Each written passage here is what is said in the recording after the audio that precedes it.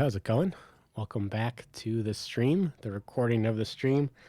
A few words here for YouTube before everyone from Twitch piles into the stream. Got some rock and roll today from the late 60s, early 70s, and a cold cough. Woo! Going on for a week now, but it is not anything serious according to the doctor. They did a whole bunch of tests and I'm fine, apparently, which is kind of disappointing because I am kind of bored of coughing. Getting real bored of it. Let's see. Got a couple things going on with the code. We are in the middle of some backend work for my Subway app and some other stuff going on too. But for the stream's purpose, we are working on... Holy crap, am I going to make it all 3 hours with this cough?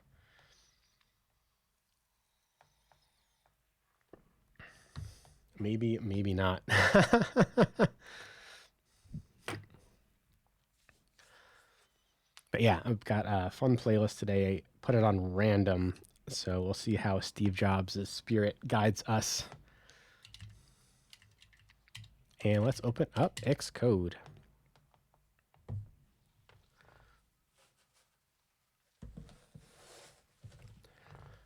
And I guess I can block the mic.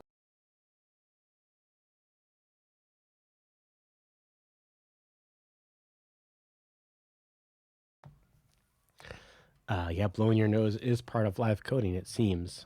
Where did Xcode go?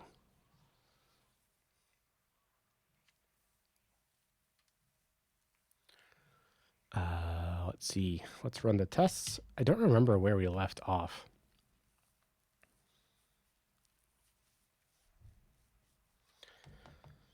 I went to a church this morning for the first time in a whole lot of years. 14, 17 something years. Last time I stopped going to church because I had gotten a boyfriend, and yeah, so the church no longer wanted me there. That'll do it, I guess.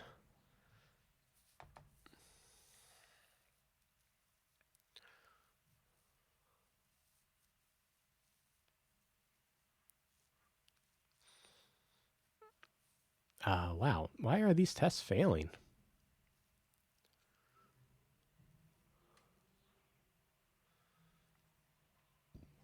I guess we should fix these. Can't build on an empty stomach. Oh, I wonder if I run it through the command line, if it'll just pass. Because Xcode sometimes runs it from a different path. So if this works, we can set the path, and then we'll know that's why it failed. How are you all doing out there? Yeah, I have the mic turned down. I mean, I have the music turned down so you can hear the mic. Yeah, all the tests pass, but I can't hear it. The music is not loud enough for me, even with my headphones turned all the way up.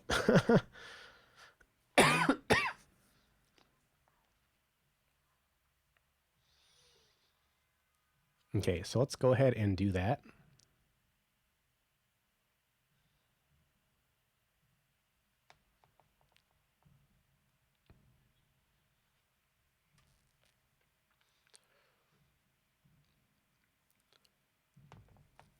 Maybe it's under options. Yeah, custom working directory. We'll set this to this right here. And then let's run it again. Yeah, there we go. Test succeeded. Okay.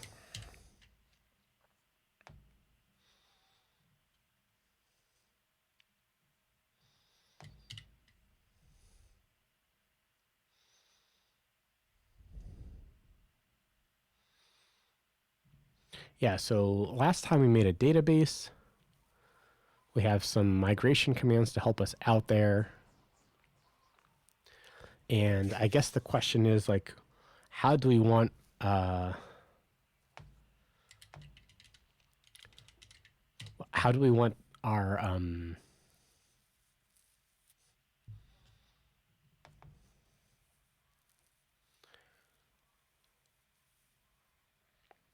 what do we want our architecture to look like kind of moving forward? So this is the current one. We fetch every so often from the MTA, stored in Redis, and transform runs basically as soon as it ends, it makes another one. So it's just basically spinning all the time. And it puts it back into Redis. Then the API server serves up the API from Redis to your phone. This is your phone. But to do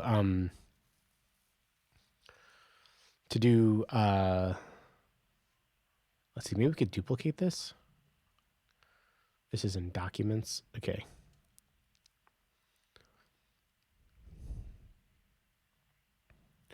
Duplicate. Kate and duplicate. Maybe we'll call it. Oh, maybe put like next.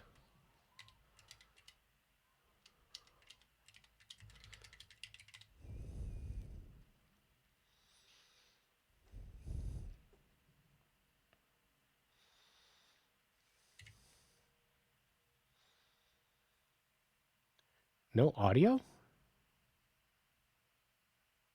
No audio, says Randy Construct. I see all the meters going.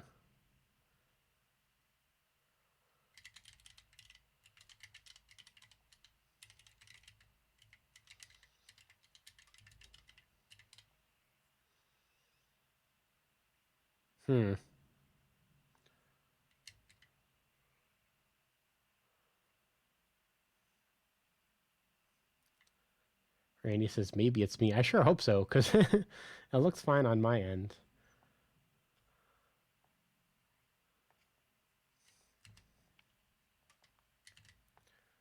Oh, okay. It was on Randy's end. Okay, good. Because, yeah, all these meters are metering.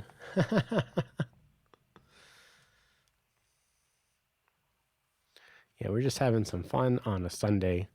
Yeah, so I guess this is the current and next currently match up. I wanted to sketch out what I want to kind of go to, or because, yeah, right now we're fetching stuff from the MTA, put it in Redis, transforms, fixed into Redis, and the API server just serves up from that.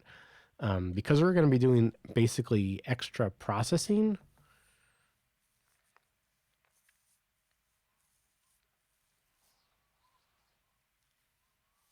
Like we'll have like these partials, I guess. Like there could because I guess there's going to be a little database. Let's see, duplicate this again.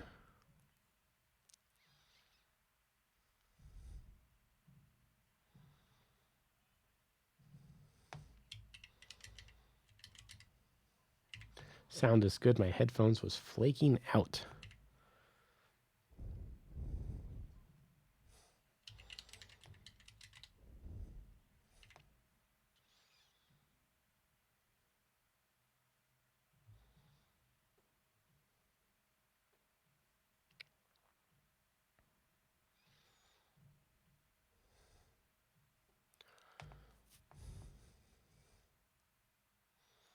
Because we could transform each of these sort of as we process it in. So they're kind of ready to go as we process it. Or we could also...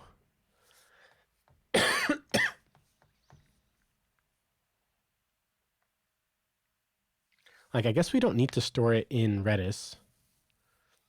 That just kind of adds a little bit of latency, right? Waiting for it to come through again.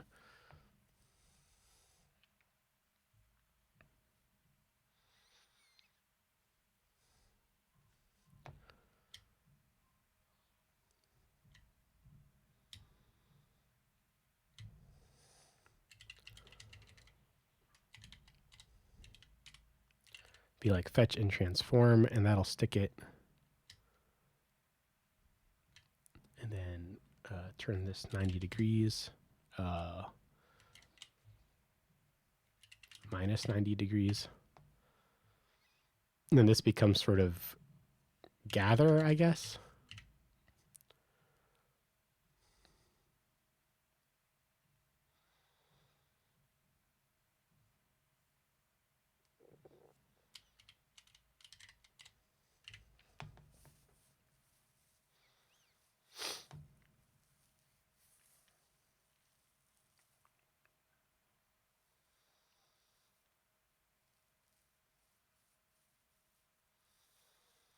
Yeah, because we can keep kind of building up stuff for the feed, like all the current trains in Postgres, and then gather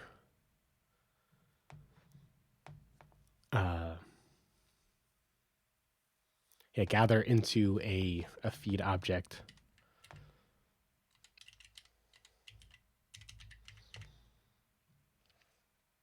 How are your projects going, Randy, by the way?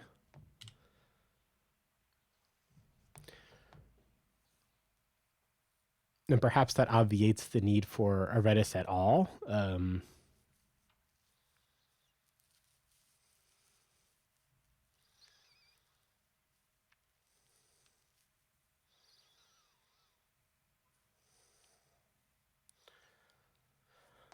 Although I do like that currently, like fetch, it's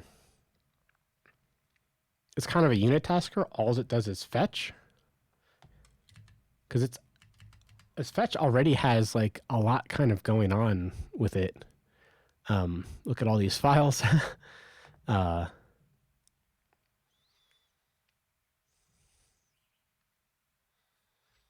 so this idea was like, oh, well, we're going to do some processing and store it in Redis.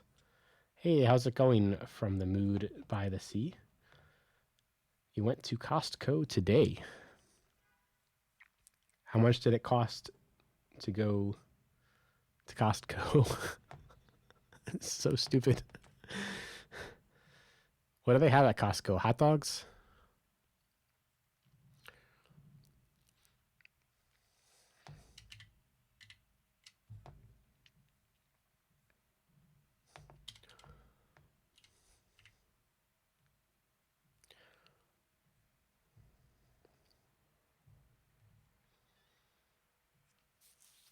So we could still keep fetch here, fetch it into Redis, and then have that notify the transformer.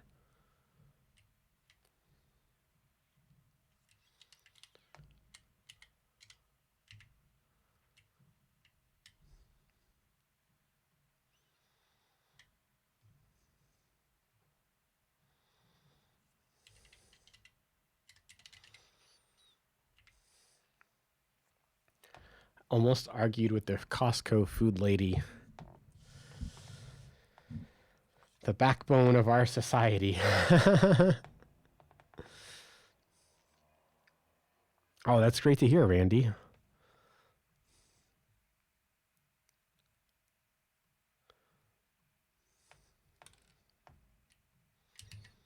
These things need to be grouped.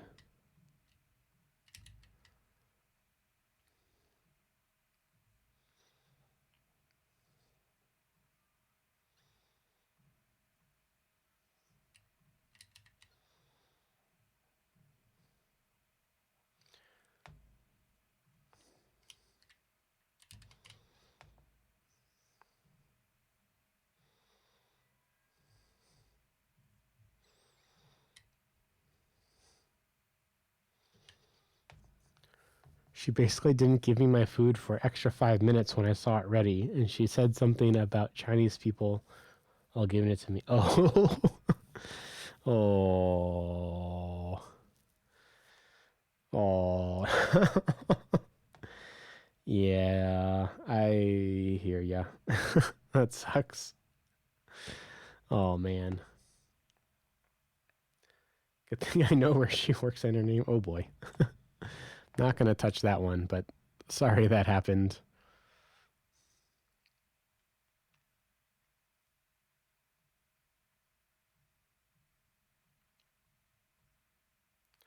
Yeah, I guess I'm not quite sure where Postgres is going to fit into this architecture. I think it's Like, does it only part of the transform, and the transform just makes the feed all together? Like, do we do it all at once?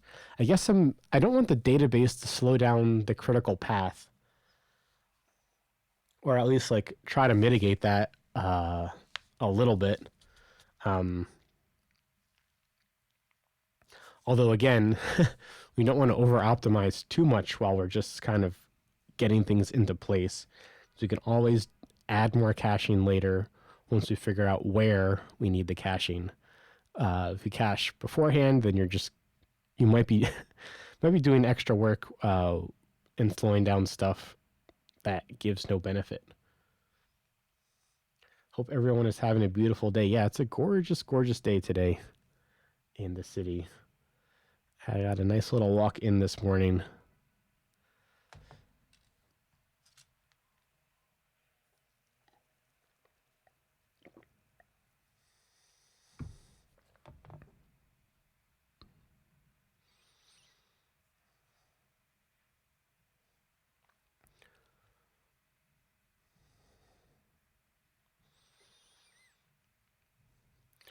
So if I take my own advice, then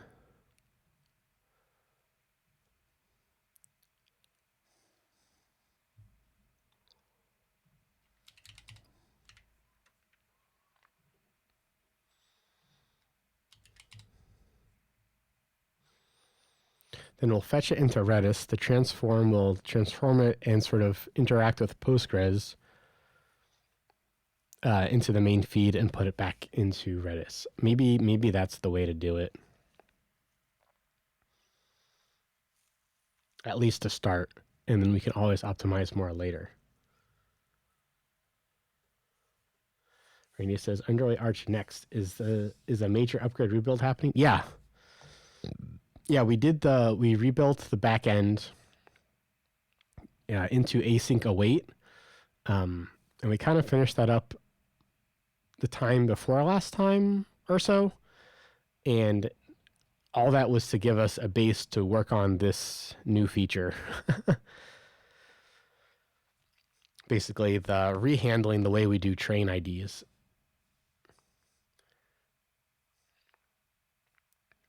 Me too. I walked earlier. It wasn't windy.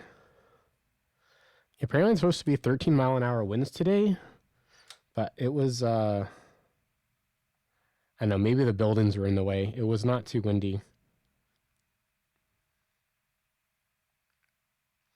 Although Apple says it's windy still. What makes it windy, Apple? 17-mile-an-hour winds?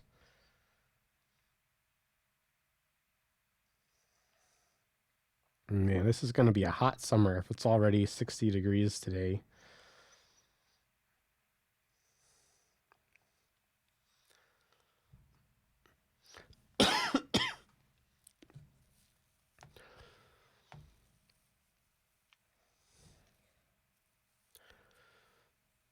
Okay, so if we don't need to fetch and store in Postgres, if we make this private, do we still build? This isn't used anywhere, right?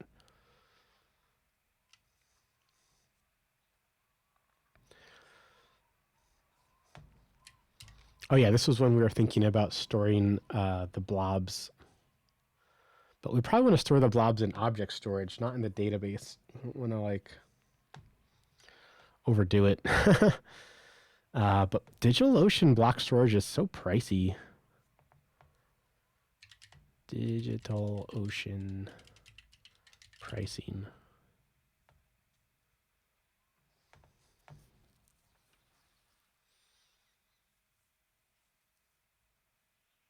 And how much do we get with this?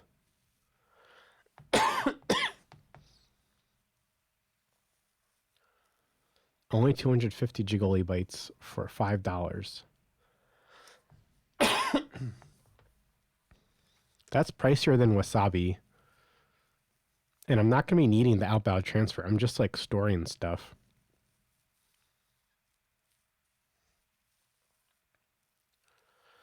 I don't want to store it in a different data center though.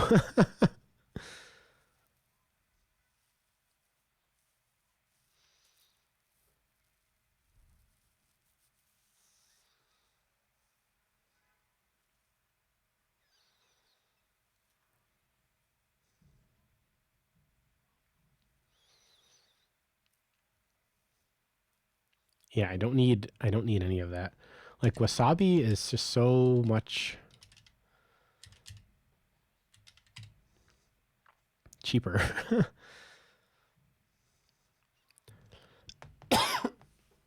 So for $7 instead of $5, you get a whole Tiggly byte. Here you only get 250 jiggly bytes.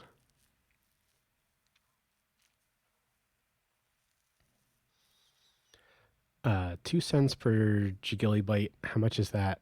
Do I have Solver? I do.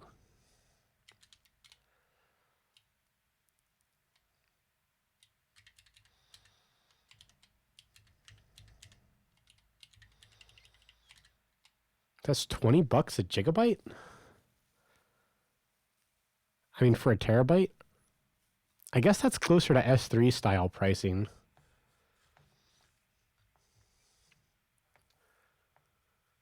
This is definitely a little off topic, but I am kind of curious. Low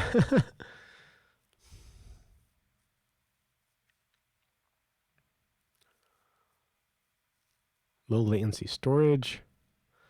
But where? Where is it?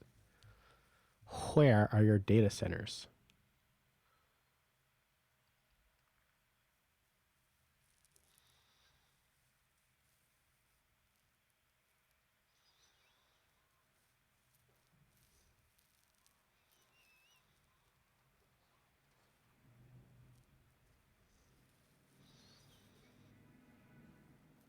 Oh, this looks interesting. It's only $1 more for a Tiggly byte.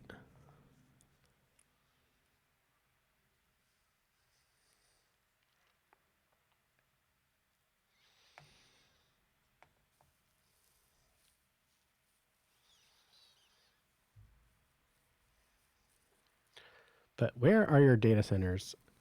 I think my data center that I'm using now for DigitalOcean is in North Jersey somewhere, kind of right across the river.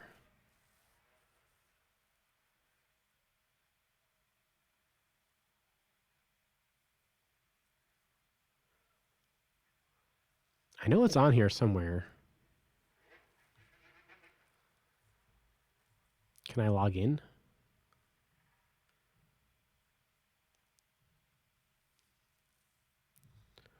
Oh, I don't have the plugin set up. Well, that's far in the future, I guess. But yeah, one idea is to store all the feeds on S3, so I have them as sort of historical data.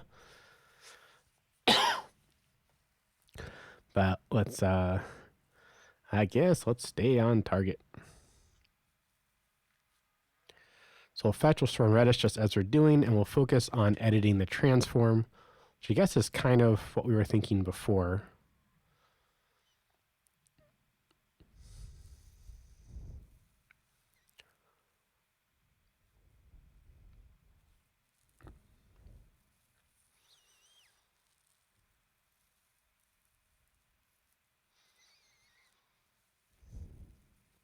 Oh, if I move the protobuf stuff into... Oh, right, it's all the same executable now. Well, isn't that cute? Okay, so instead of just accumulating arrivals, we're going to accumulate... I guess the trains need a new ID, and we're on a branch.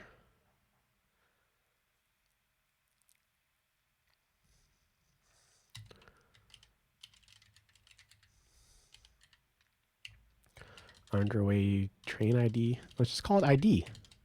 Just call it ID. Underway train ID.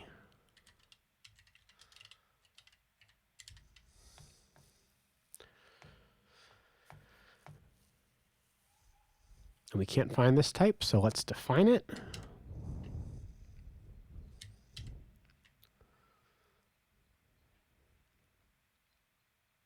Probably in our core library.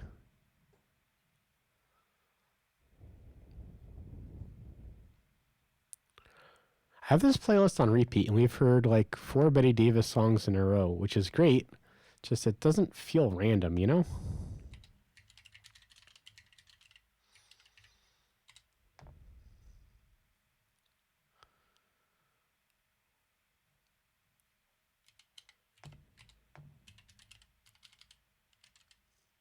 is this going to be a struct?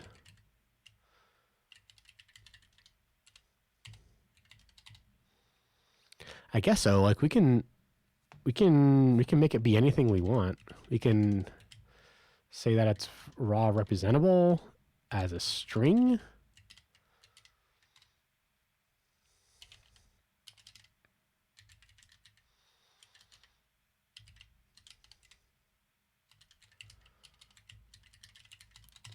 What's you gents have for lunch today? I got 2 sandwiches and I ate half of each and gave the other halves to spouse B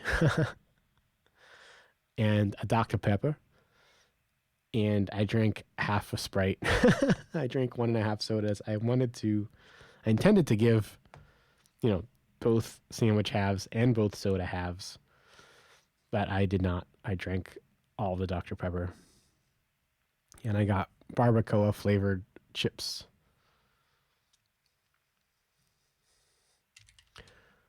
Barbecue is from barbacoa, right? Barbacoa. Barbacoa.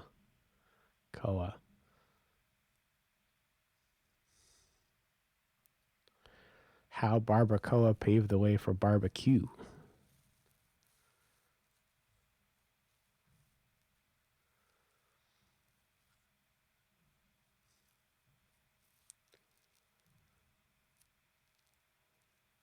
Is prepared in holes, a meter deep.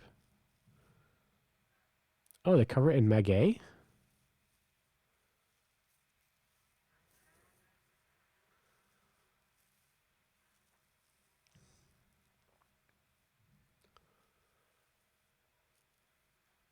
Oh, that's funny. Orno and Oyo are like so close. That's so interesting.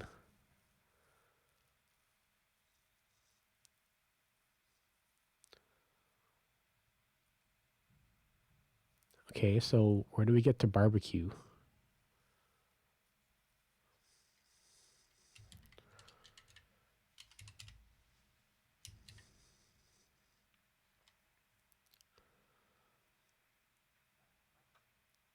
Barbacoa are intimately linked. Vaquero, barbacoa. The word barbecue is the English rendering of the Spanish word barbacoa, which we know is barbecue in the Caribbean basin. Barbacoa derived from the Taino word barbecue. Whoa, that's even closer to barbecue than barbacoa is. Whoa, to describe the grain store or stick framework upon which meat or fish was roasted or grilled. Or grilled.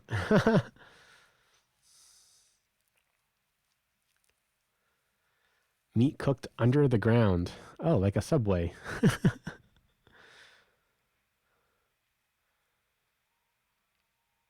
In the main market at Tenochtitlan, modern day CDMX.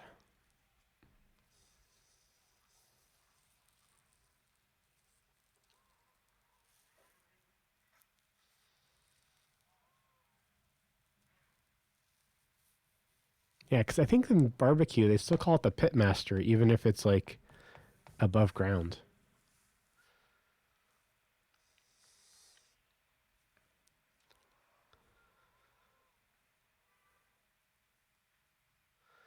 The best food you ever ate. Where we get the word barbecue. That's fun.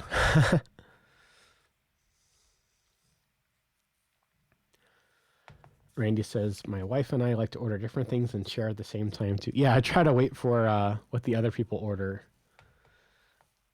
so we can try more things. What kind of Sammy? It was tuna salad because our corner store has really good tuna salad compared to some of the other places around here. Something about their mayonnaise. Some of their places, their mayonnaise just sucks, but this place has great mayonnaise. I don't know what they do to it. Probably MSG. When in doubt, probably MSG. And then that was on a roll with lettuce, tomato, cebolla, and mustard. And then the other sandwich was, what's it called? Chicken parm, but with the spicy chicken patty, not the regular chicken patty. From Moon by the Sea had a Costco turkey provolone sandwich. The turkey was from Costco?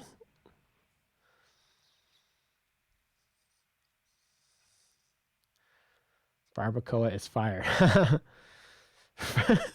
Bro, first time I tried barbacoa was at Chipotle.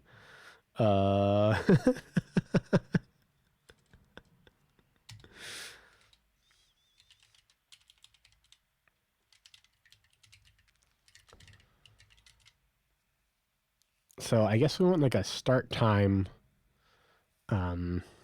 This we can just use date for.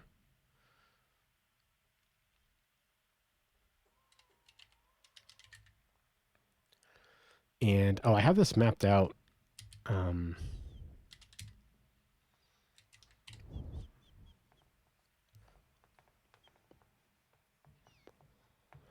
Start time, we're going to want the train, or the route, I guess.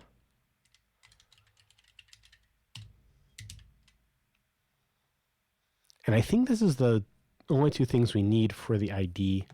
Oh, and then a possible dedupe count. Which I guess can just be an optional integer.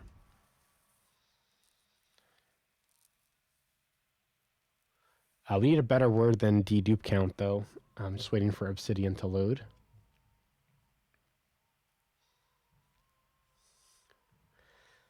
Chipotle, bro. I mean, I guess for what it is, it's pretty good.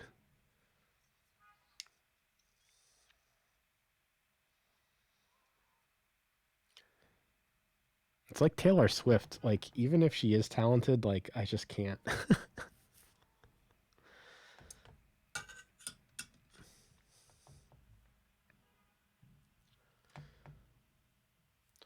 Why? Why is Obsidian taking forever to load? I mean, I know why. It's an iCloud sync. But yeah, the idea is that the string version is going to look something like for the A train, I'll see NYCT A, and then it'll be like, what's today? The St. Patty's Day, 17th.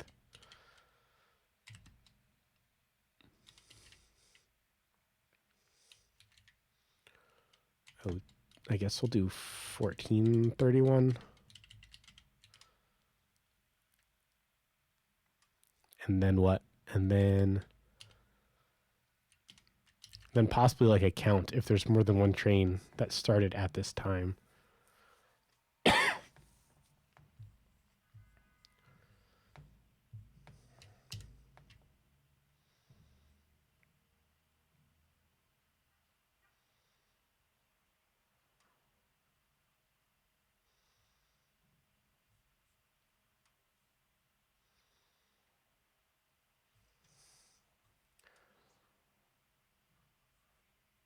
I'm opening up the file and my notes are not in it. Where did they go?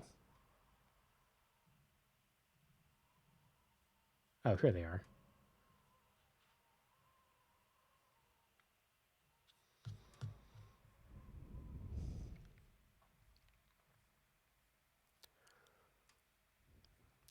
Where is my stuff about the IDs?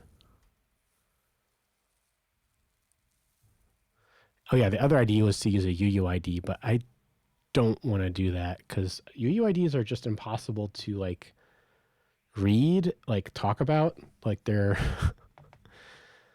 I'm on train and then you like say a UUID. Like no one's gonna understand you. But like this can be like very particular, like very precise ID, and then we can make it I guess like readable to other people. So yeah, let's write some tests around this. I was really hoping that I had my notes about the ID here, but it looks like I don't. We each E is fine.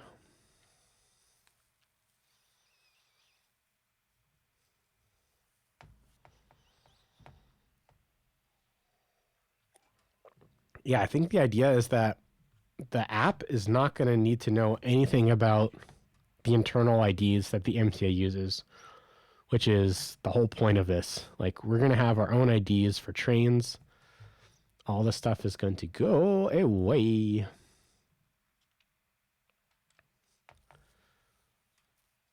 So where's our test for underway core lib? Here they are.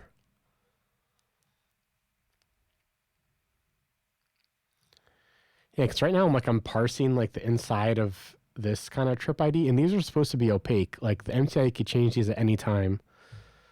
These do not need to be, the clients, like the apps do not need to know about this.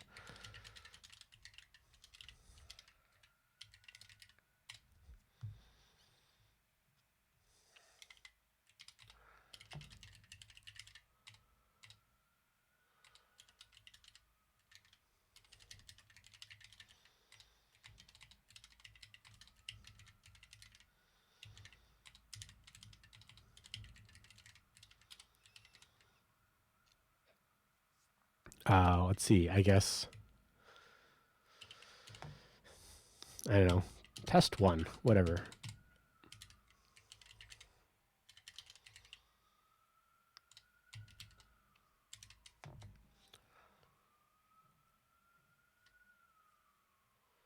Yeah, so I guess we can have a public initializer of those things. We really need a better name for this guy.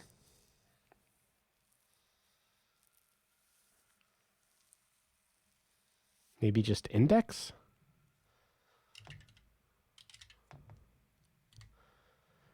What's it called when you say the third? Like King Potato Head the third. Like, what's that third thing called? Randy says, yeah, I feel UUIDs were made more for the computers than us humans. We never want to see them.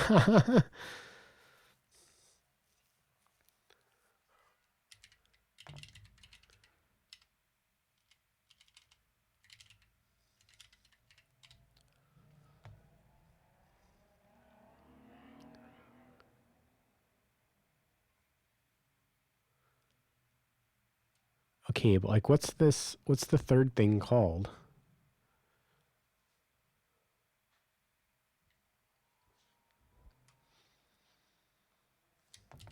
Parts of a name.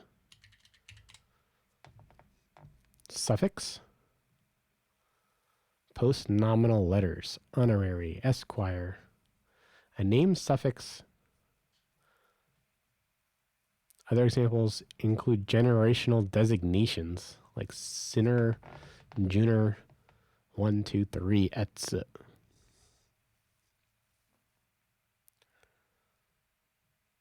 Generational titles are used to distinguish persons who share the same name within a family.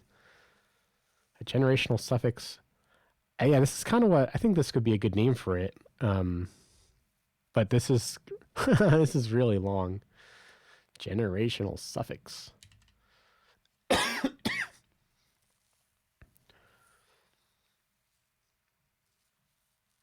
Human version number.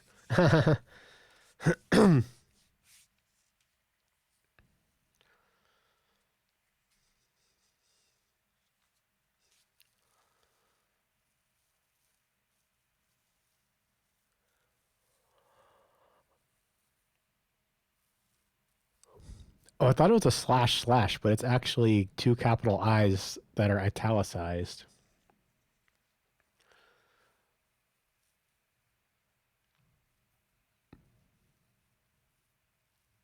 No, not namesake. For a more global view of generational naming, see patronymic. I just want a good word that I can use as a variable name. And I don't like suffix. Generational suffix sounds great, but it's a little long.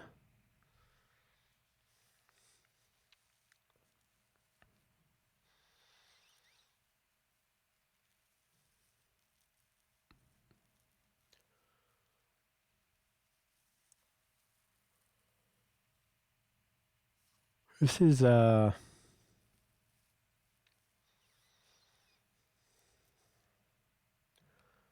or ing were originally patronymic.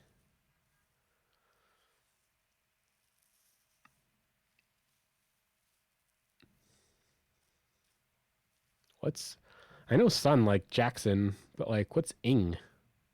Ewing? Like Patrick Ewing? Or Eli Manning, the son of man? Maybe.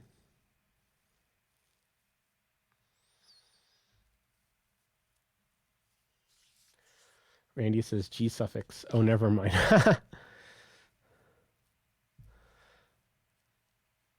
Yeah, what's a different thing we could use? I guess index is like an array-based thing. Oh, in math they put the tick on it. They say like x times x tick, whatever it's called. Algebra x.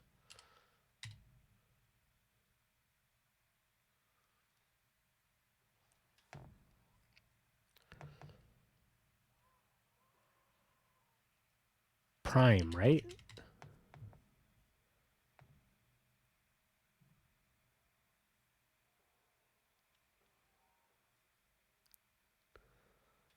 You have the tick associated with the wrong signal. X is a vector. So if x is this, then x prime is this.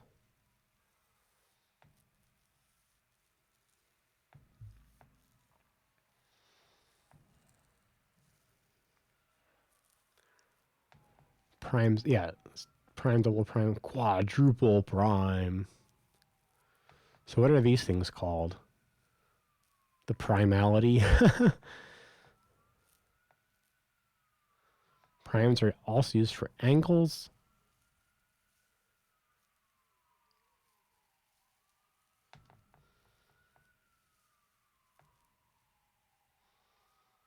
Yeri or yer.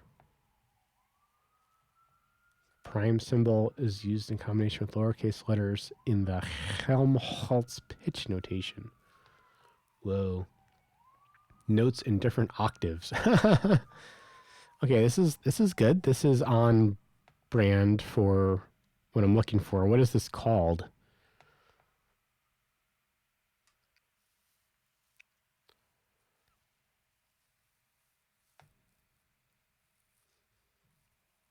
I could just call it prime, I guess.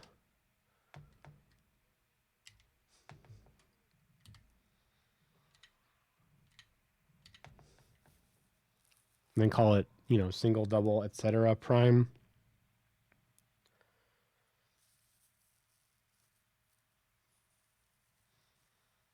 Yeah, it's a thing and it has meaning, says Randy.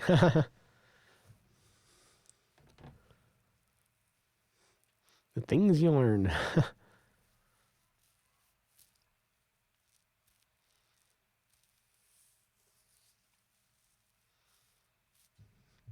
I wish there was a way to have a positive whole number.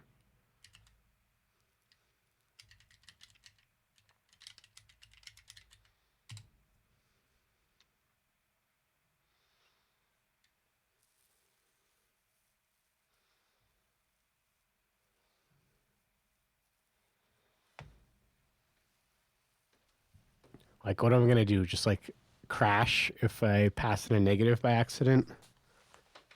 Just feel like int doesn't really capture what I'm trying to say.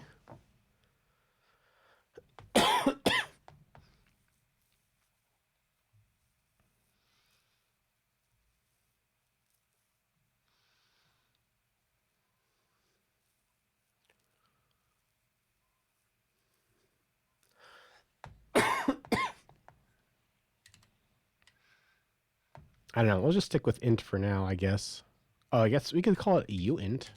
There we go. Now it's unsigned.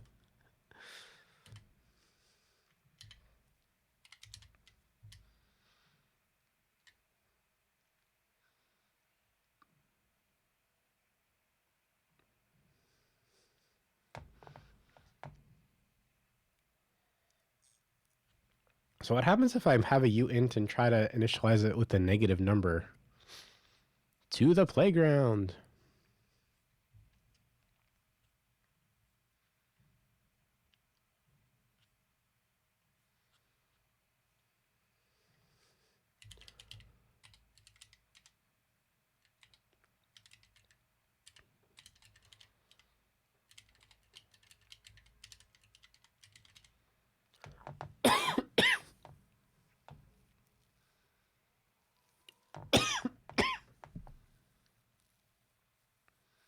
And if we say like -1, negative integer overflows. Oh, perfect. Okay, so let's just use uint. We get a compilation error if we do it wrong. Randy says, I spent an hour this week thinking about variable names, refactoring to make my heart content. Watching you research this validates that time I spent.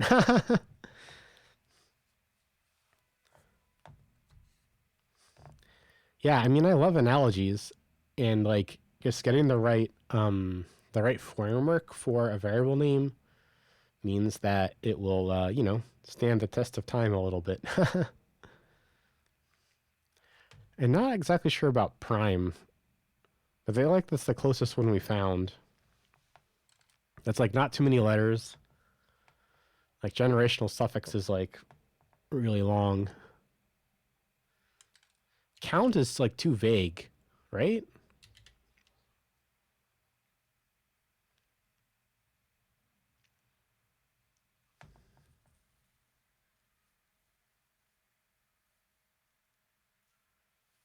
Maybe it's like ordinality.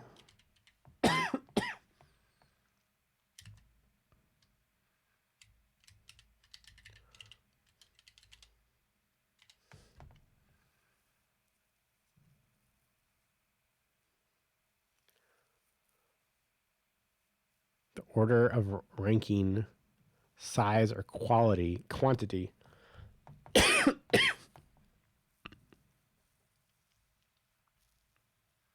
Well, I'm glad I'm able to help you with that. That is part of why I'm doing what I'm doing. Why I share my coding. So I really appreciate that that helped you.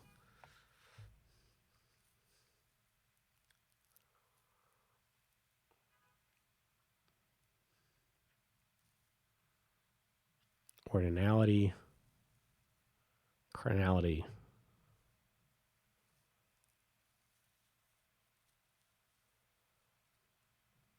Was there like a better word for ordinality?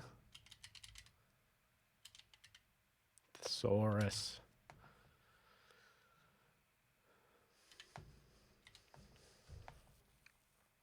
Sure.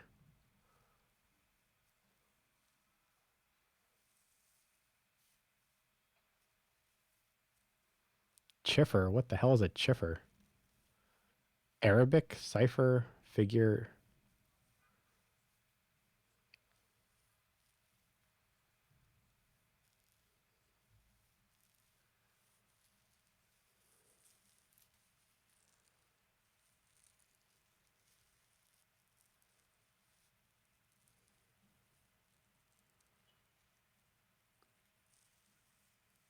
Yeah, I guess my constraint of wanting to be not that many letters is really holding me back.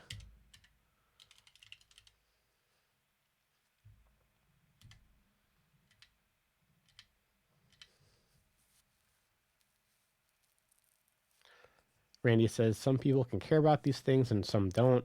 For me, it just feels good when I can read my code later and easily understand what I did. Yeah, exactly. All writing is communication, whether it's a tweet or a novel or an encyclopedia article.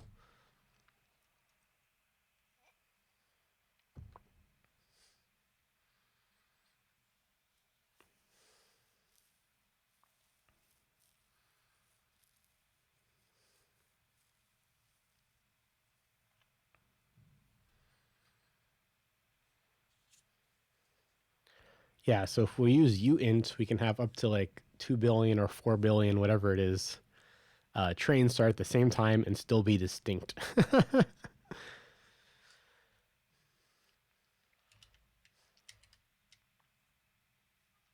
Okay, so going back to, let's see, let's close other tabs, open our test back up.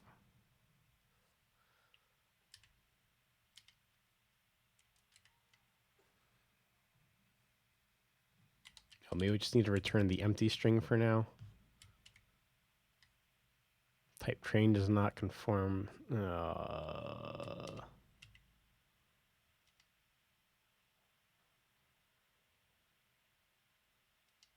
Oh, it needs to be codable and all that jazz. Fine.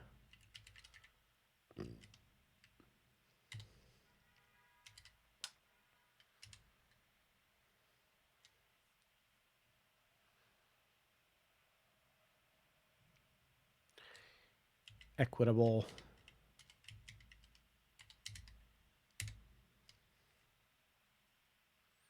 Yeah, what else? What else are you upset about? Cannot find in scope? It's right here. It's right here.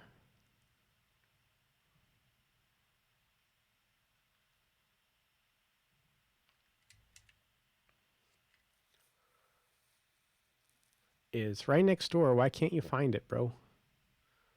Underway train ID. Underway train ID. Yep, that's the one.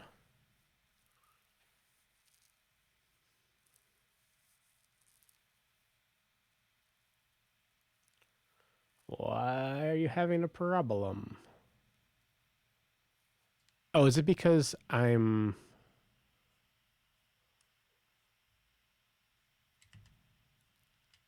Okay, let's close... Yeah, Xcode, sometimes Xcodes. Let's edit that project directly.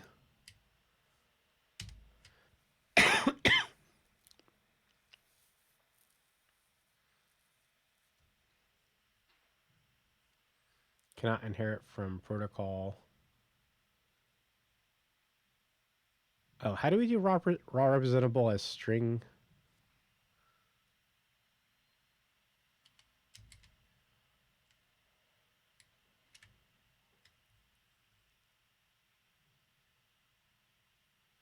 Oh, because we also need to init with a raw value.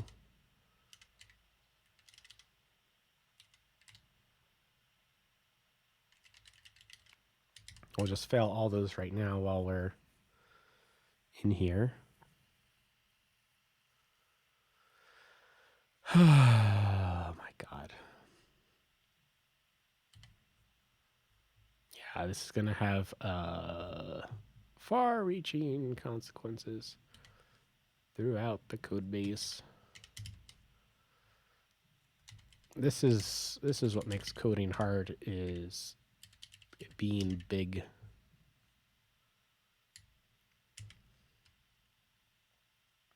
We'll have to take out the other stuff later.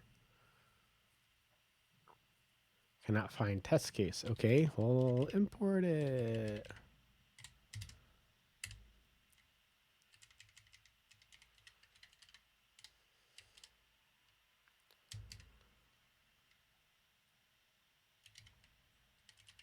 Ooh.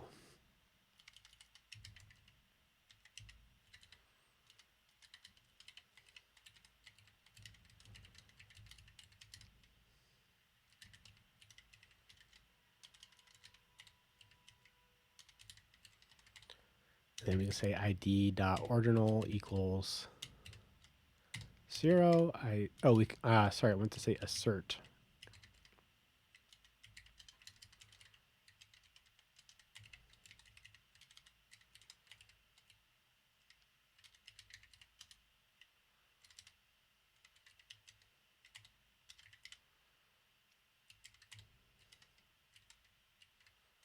We'll say this is underway route.nyct.a. Yeah, so where's the example?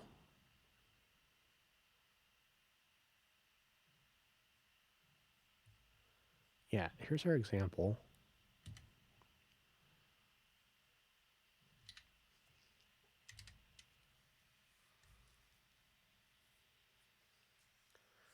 Randy says, good point. Coding is communication among other things. Yeah. It's read more often than it's written, for example.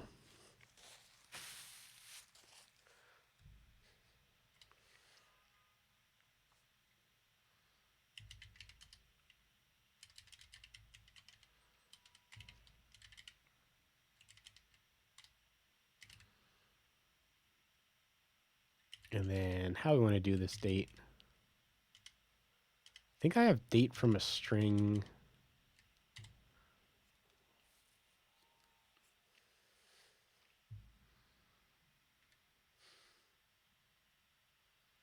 This is a little bit cheating.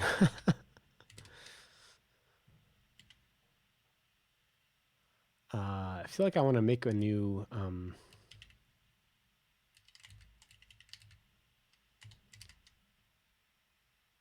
well, then why'd you suggest it if it doesn't have it? Autocomplete, please.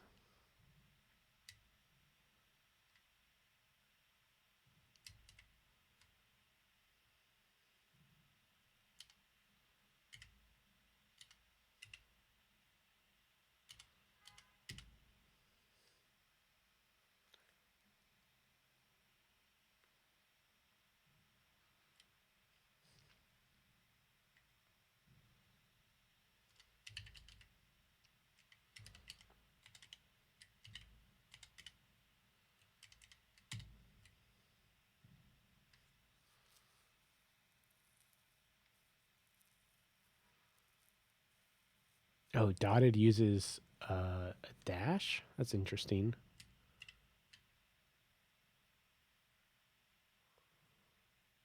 I think the T makes more sense.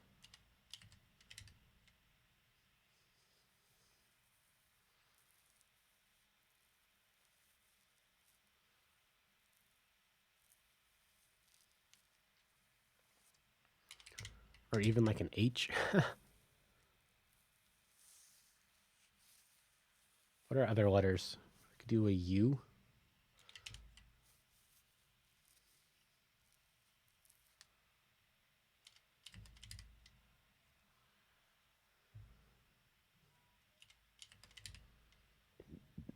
Okay, so if we run this test, it's supposed to fail. Probably on the first line here. Yep, okay. Close other tabs. This is on shuffle, right?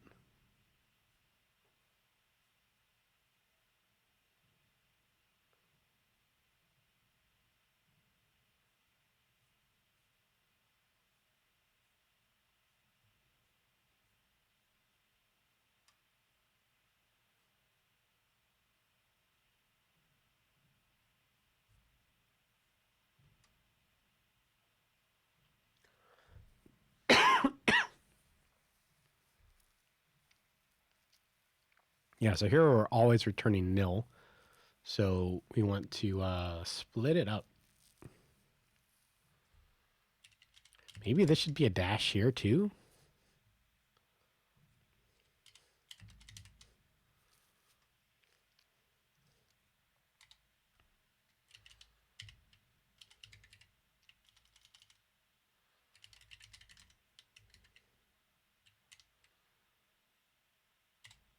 Yeah, so what do these look like?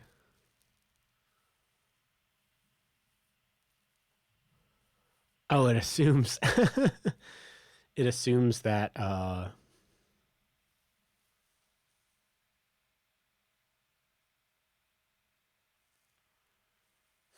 do want to change this though.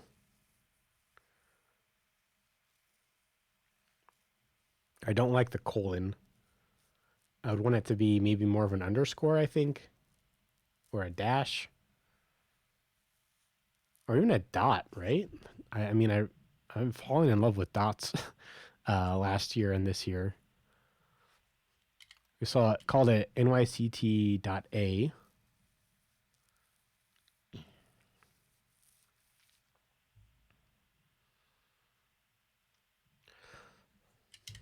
Yeah, so I guess, yeah, if we're going to parse this raw value, then there needs to be tests for the other raw value parsing. And where is that?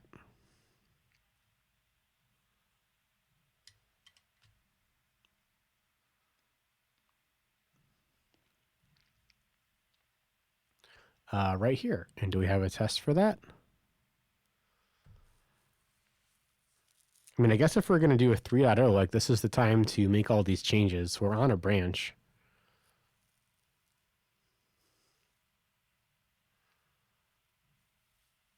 Oh, cool. We do have tests.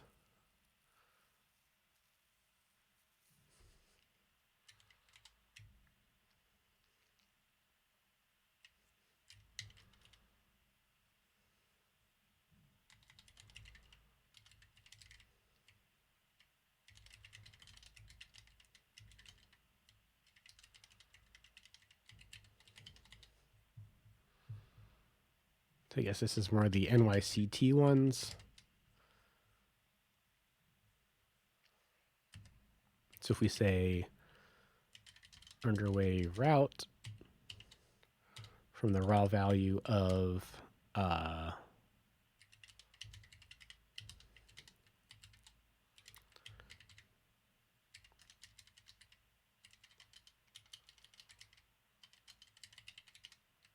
we want to say that this is,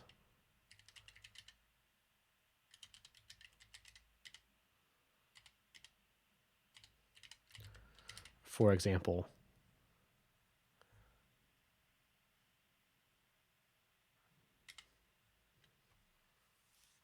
and how we doing? Build the failed. Okay, let's comment this out for now.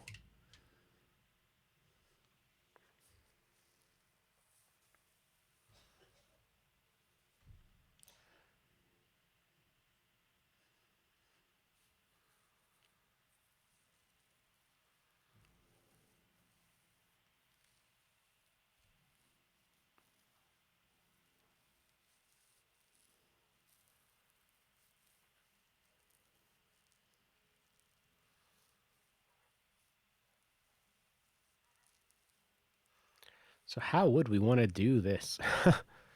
um,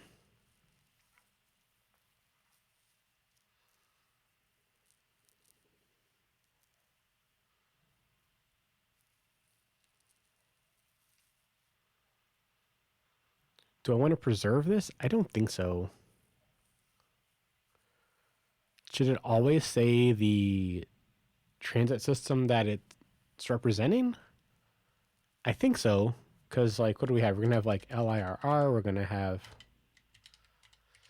Metro North. We're going to have Path. We're going to have New Jersey Transit. We're going to have, it would be like New Jersey Transit Northeast Corridor, Path dot. I guess we're just calling them by their colors. LIRR. I don't know what an example of this would be.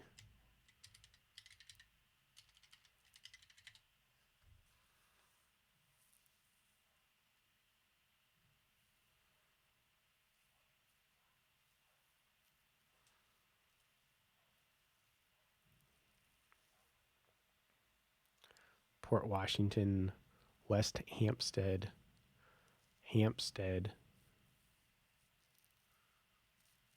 City Terminal Zone.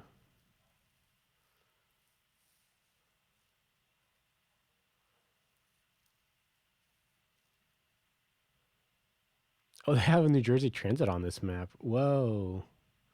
That's pretty cool. And they have Path. This is like, is that too many stops? See, 34th, 23rd, 14th, 9th, and Christopher. Okay, that's actually the right number of stops.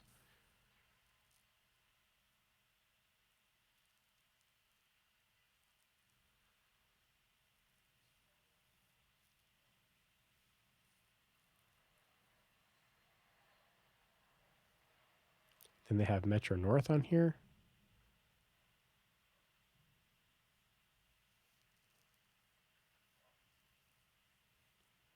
Long Island on here.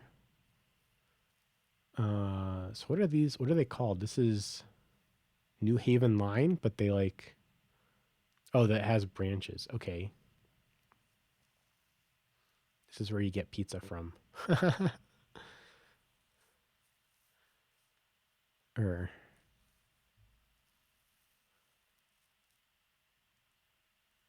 Roncon Coma branch. Probably gonna have to give these like shorter 2-letter names or something. I don't know what people on Long Island actually call these routes.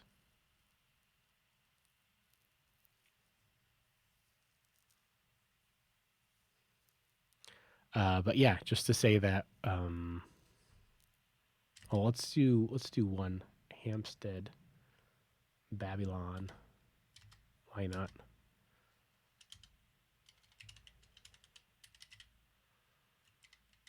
And then Metro North is going to be Harlem, New Haven, Hudson.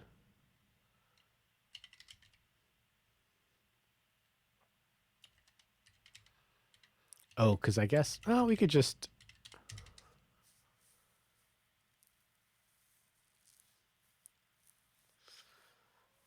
I mean, this is all stuff I'm probably going to learn once I get there on what are the short names that people call these things.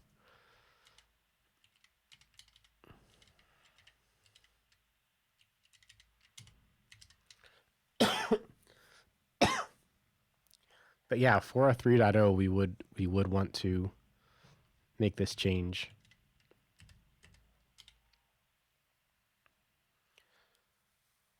So split on a dot, I guess.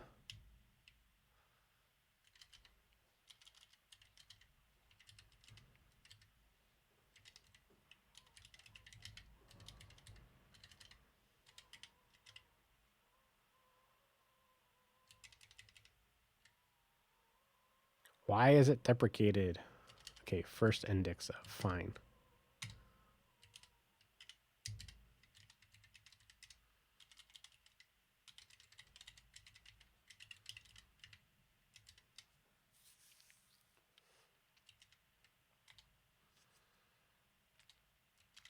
So then we'll do, once we have the dot, we can do 2 substrings.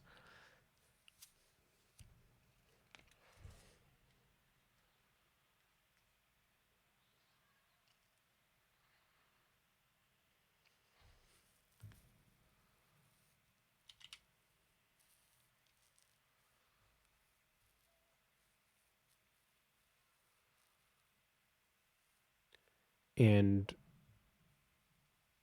these need IDs, I guess. Do we have a transit system? We do.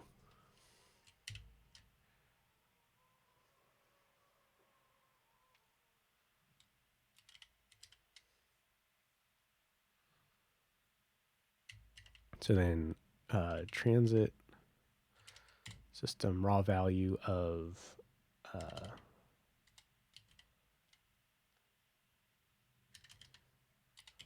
raw value dot start index up to dot index. Is that how it goes?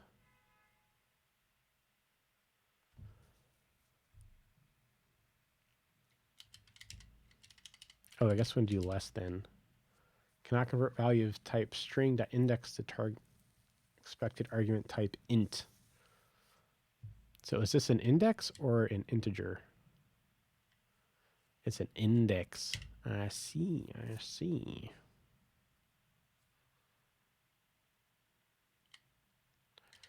So can I say raw value dot start index, which is an index?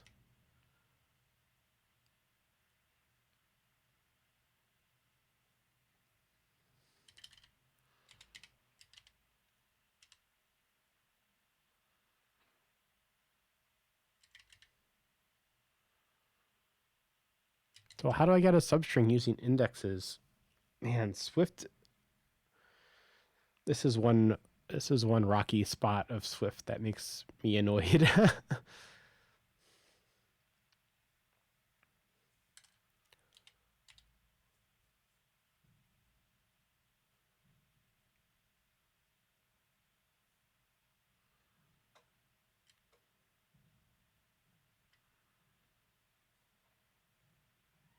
So these are both indexes. I guess that's what I don't understand.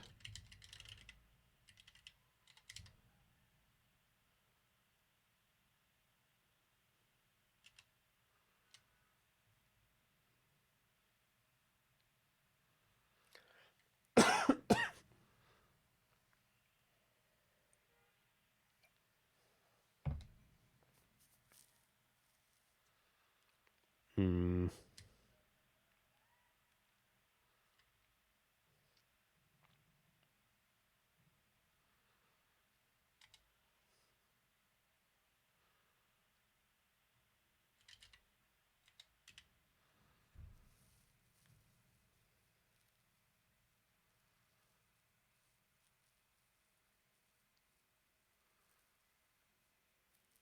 Randy says, yeah, really just arrays or characters or something more?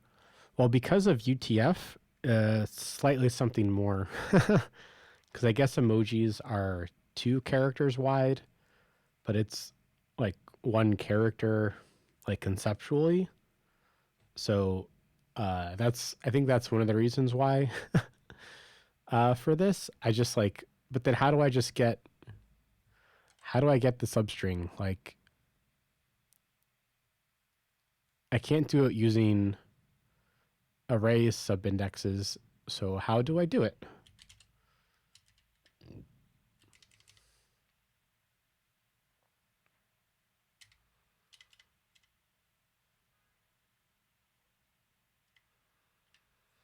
Please use string slicing subscript with partial range up to operator. Yeah, so this is deprecated using this. That's fine. How do I do this? Or do I just do it?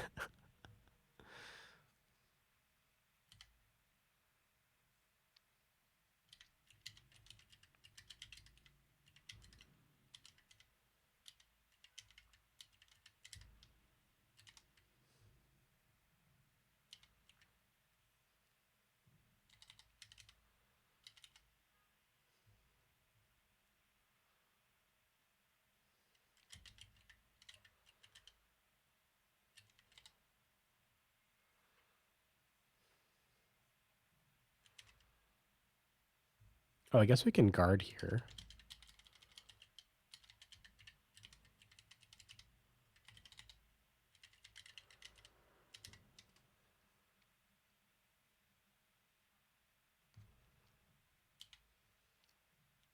Then we can say underway NYCT route, raw value dot substring from the dot index.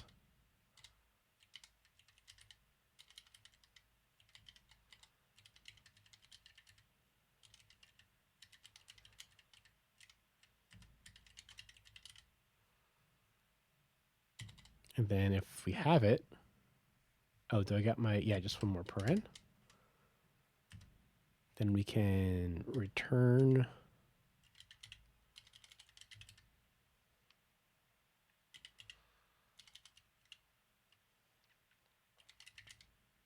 not return, self equals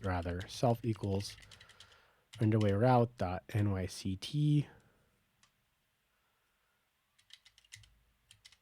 Yeah, something like that.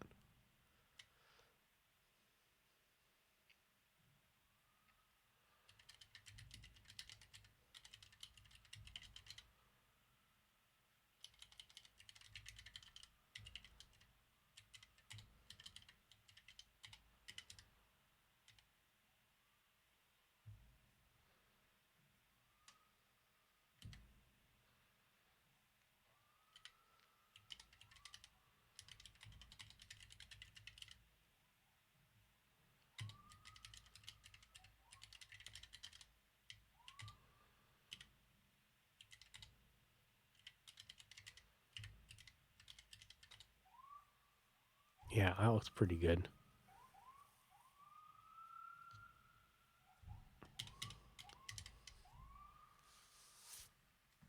Okay, I do need some more water. I'll be back in 1 second. Oh, Randy has some comments about emojis. Randy says, damn emojis. But yeah, an index is more complicated than old school int. It's an area I know I need to dig deeper into for sure. I think you're supposed to be able to not think about it too hard with the way that Swift thinks about strings. I just wish that whatever this was just a little bit. I can't even like copy paste it. Yeah, if you just use string indexes, you don't have to worry about it.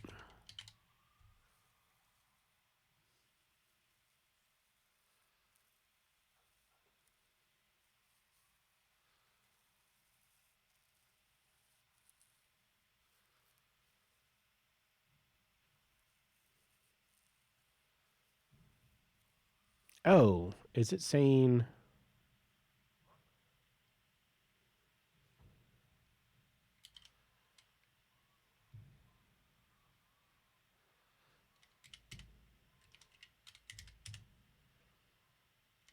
Yeah, that's what it's saying. Okay.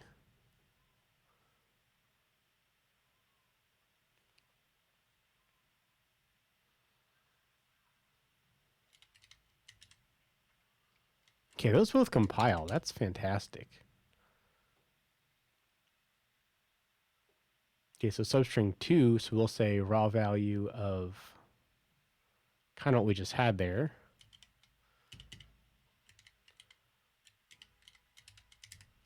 Oh, thanks so much for the chill vibes. But it is a string index. This is where we just were.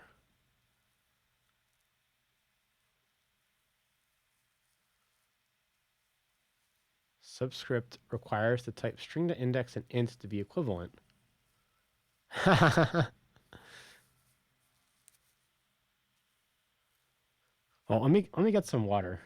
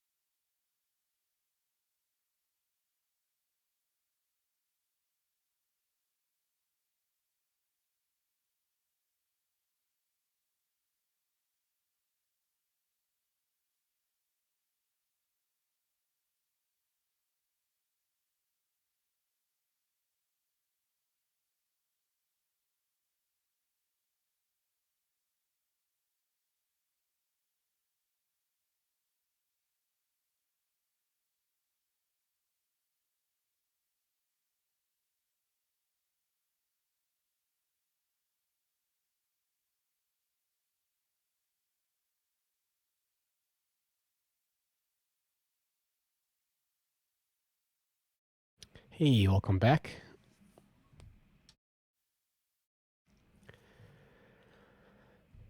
Yeah, so this is Deprecato, but the way that I think I'm supposed to do it is not working.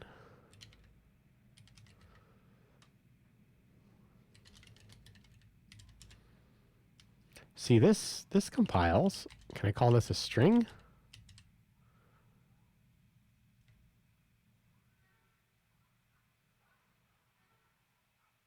Oh, do I have to wrap this in a string?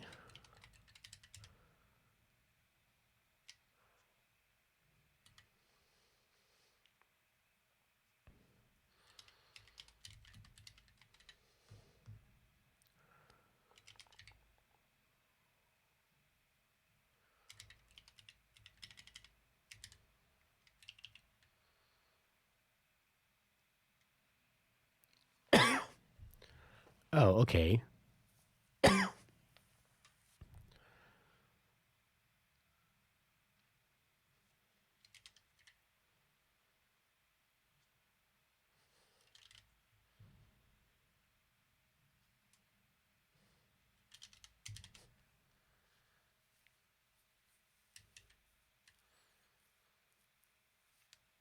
And then I don't know if we need to advance the dot index, but I guess as we write these tests, we will find out.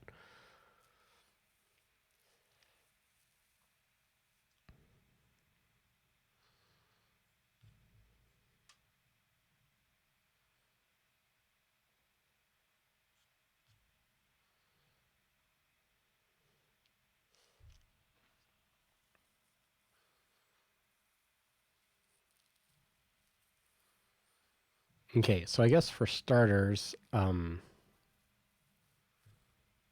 see, where's our transit system? These raw values are capitalized.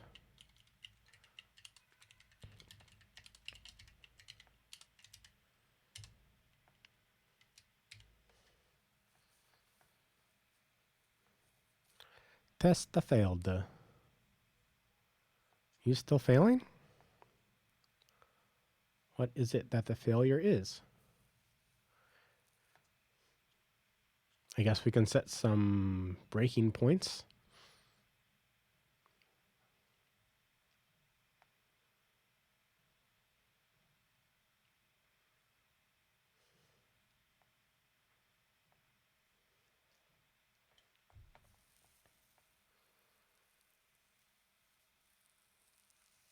So what is tail here? Oh, the tail includes the dot. Oh, well, that would be why.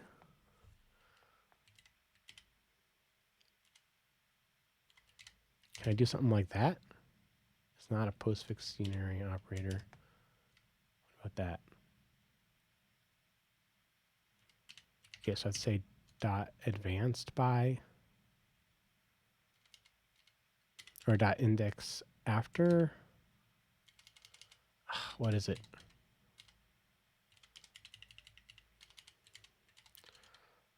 Raw value dot index after dot index. Something like that. Try it again. There we go. Okay. This does look pretty funky. It's like we get a nice syntax for before an index, but for doing something after an index, it is a little funky. Just like Swift, I feel like you could do a little better here.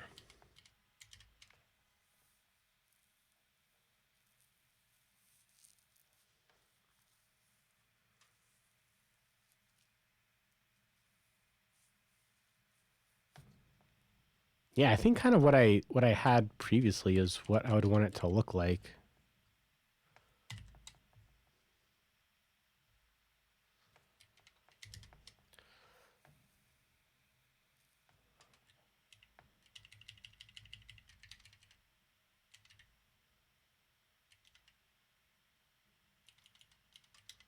Maybe there is a way to do it. Maybe we have to say like end index.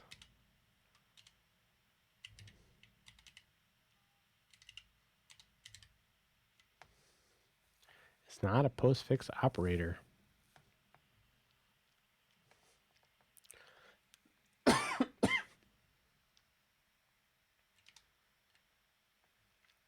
Well, maybe it should be.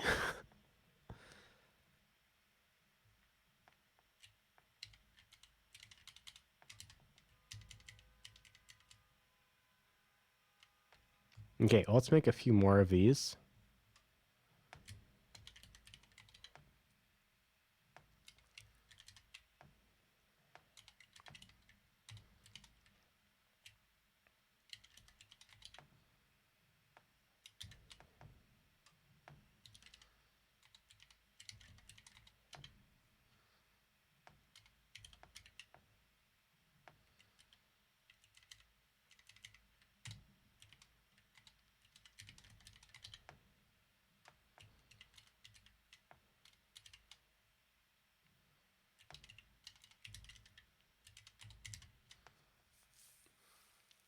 Uh,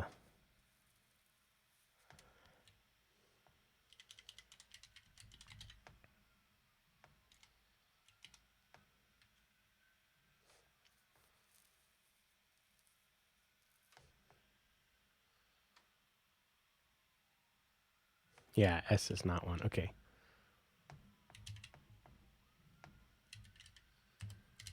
Grand Central Shuttle.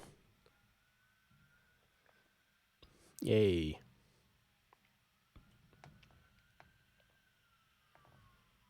I mean, we basically tested all these right here, but it's nice to do a few of these. You can see there are some little overlaps. But yeah, let's do some path ones.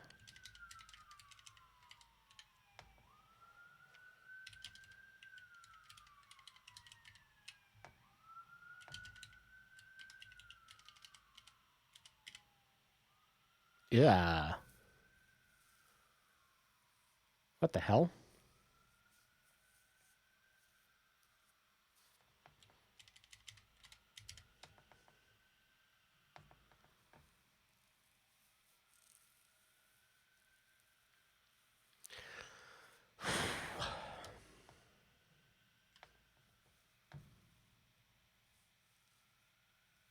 Yeah. What do I want to say here?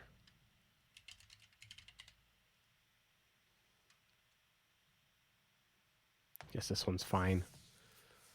Wow, this one's so ugly.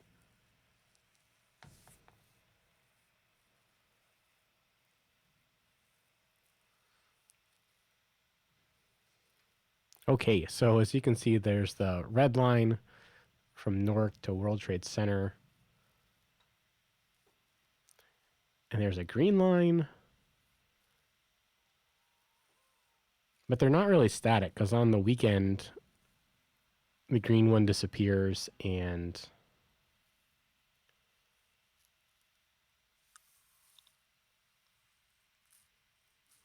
oh my goodness. And they all kind of combine into this other one.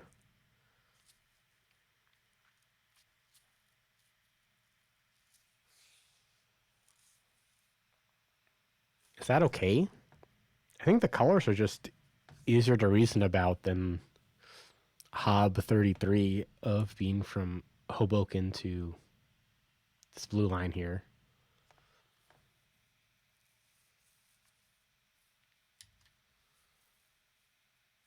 If we're going for a 3.0, this is the time to make these changes, right?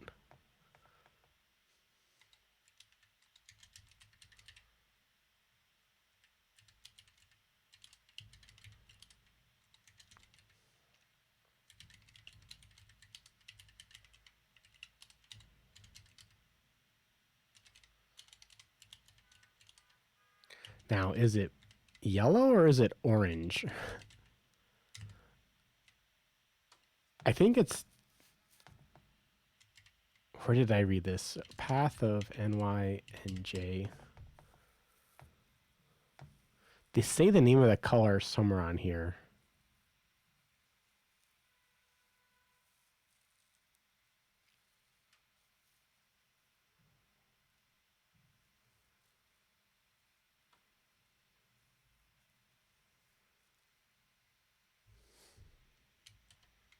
So if I search for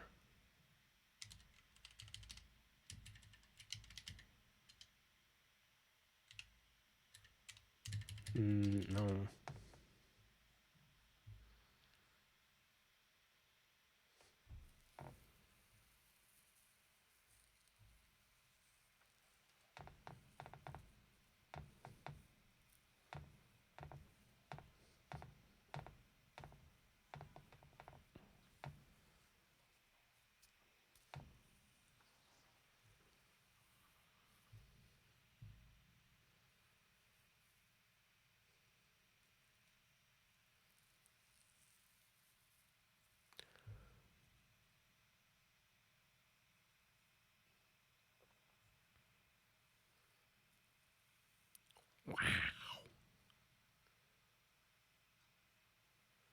Somewhere on this website, I saw them like say the name of the color. Oh, so I must have it written down somewhere, actually.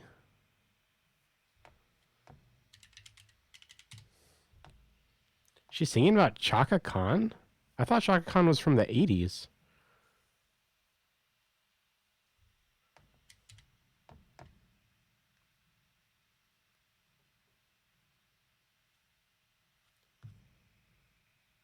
"1975, she's singing about Chaka Khan? What?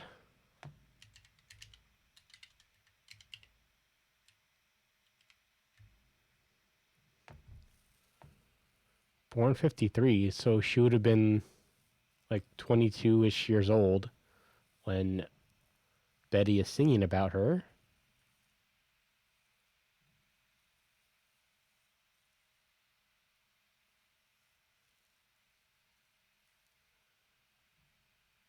Oh, she would have just gotten started. 1973, she signed with ABC Records.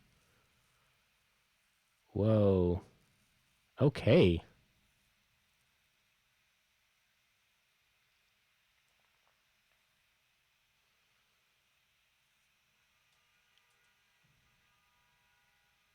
So where'd she get Khan from? This doesn't have Khan in it.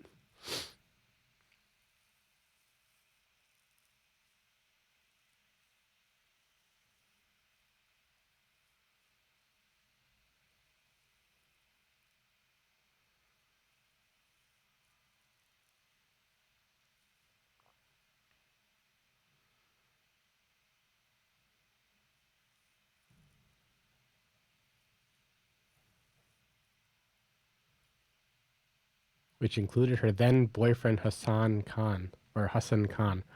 Oh, did she marry and take his name?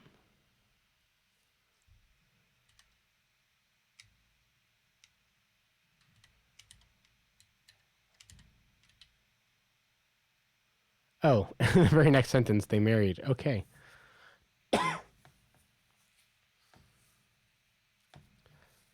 Wow.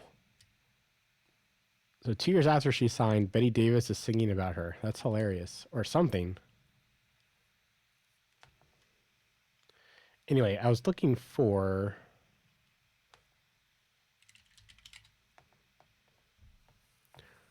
my path train assets.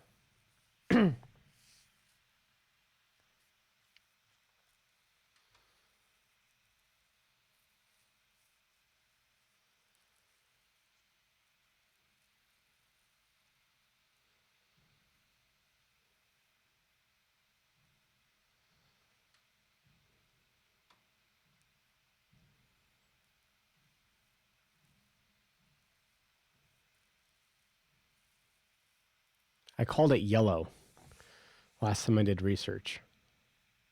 So we'll stick with yellow, I guess.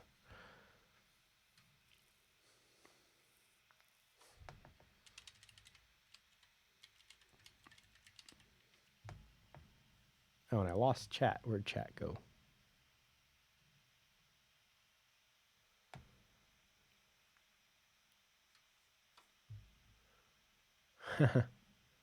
Oh, wow. There's a lot been chatting about. King FHD says, hey. Hey, how's it going? Where's the code? Code's right here, bro. Randy says, I should have saved the chill vibes for this song.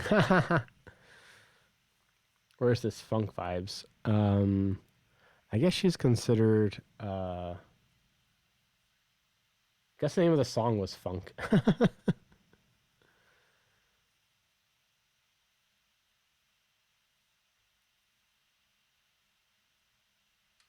It's on shuffle, but it keeps playing Betty Davis songs. I guess that's okay.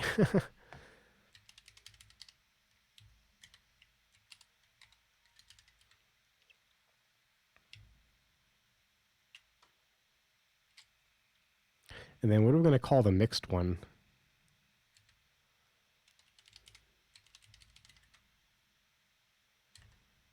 Blue, yellow? Blue and yellow. That's really long.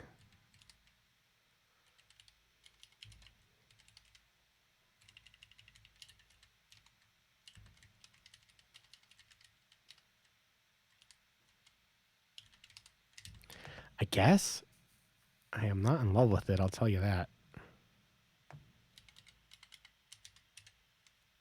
And that's going to break everything.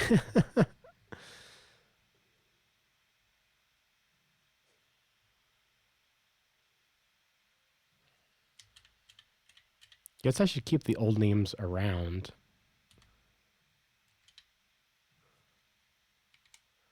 Hoboken WTC, that's green.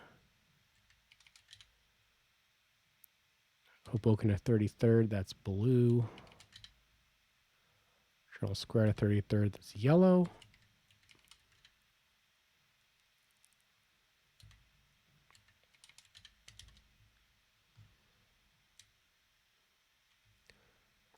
So are these in the same order here?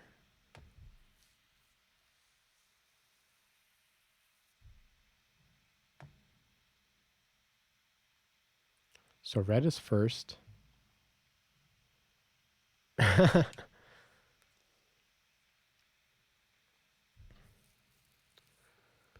Green.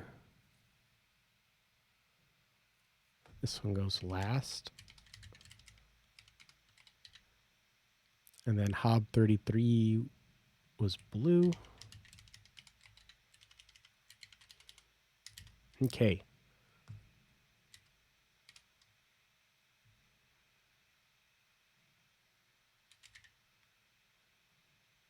Journal Square to 33rd is yellow.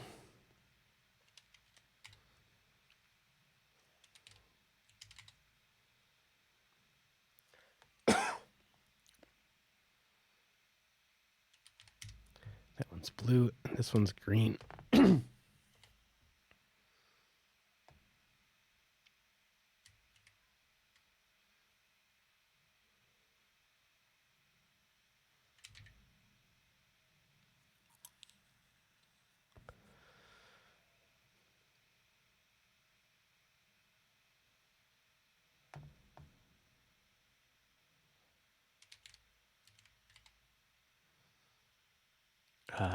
Yellow.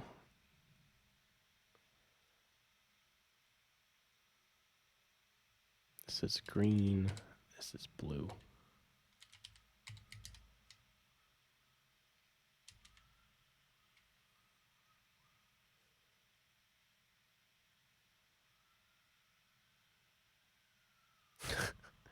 Okay.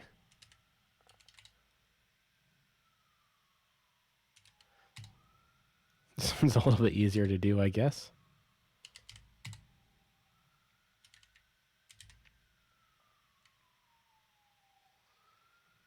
And we don't need the return anymore, which is awesome.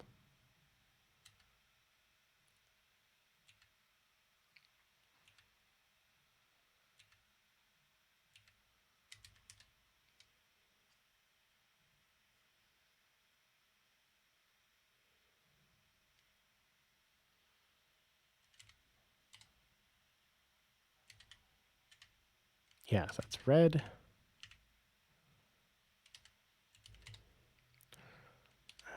Yellow, blue, and green.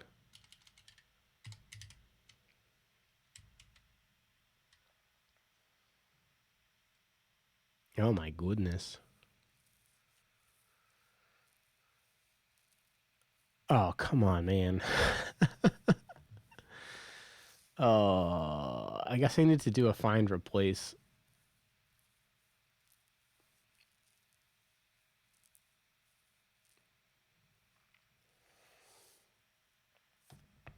God damn.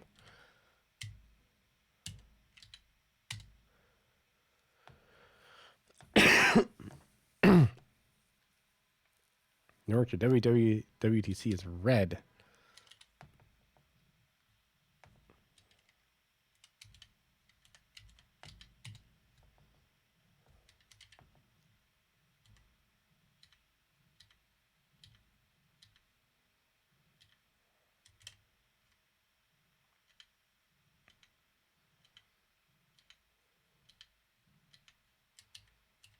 Okay.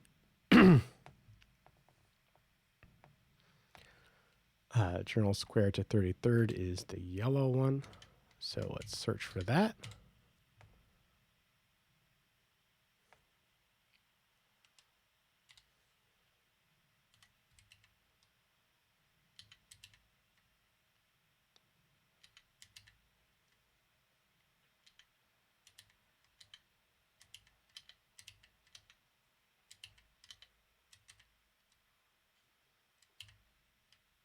I guess this is blue yellow.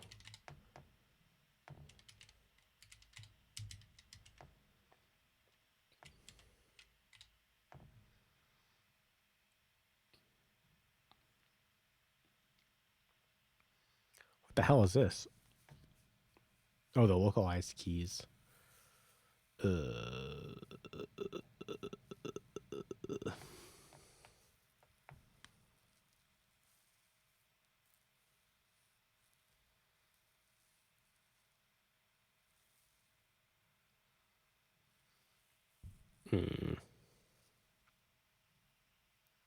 Randy says, when I see so many red lines appear, I often have to get a beer or just breath and remind myself it's not as bad as it looks.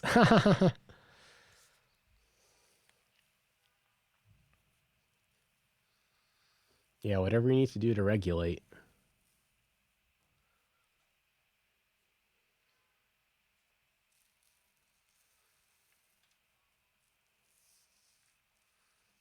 Oh, I'm so annoyed.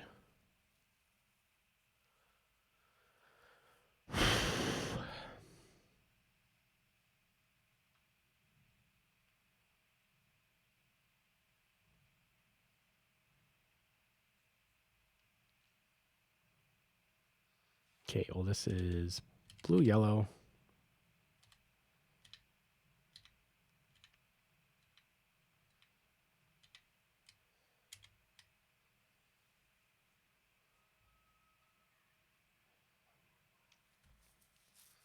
I guess like the path trains like really don't say the colors on them. They just say where the train's going.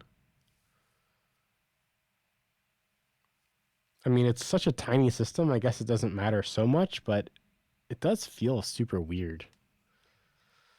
Let's see, Hoboken to World Trade Center. That's green. Right? Yeah, Hoboken World Trade Center is green. Hoboken 33rd is blue.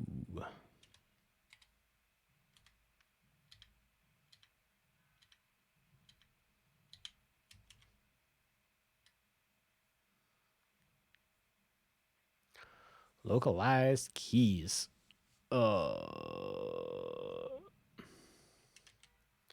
Hey, Cactus, how's it going?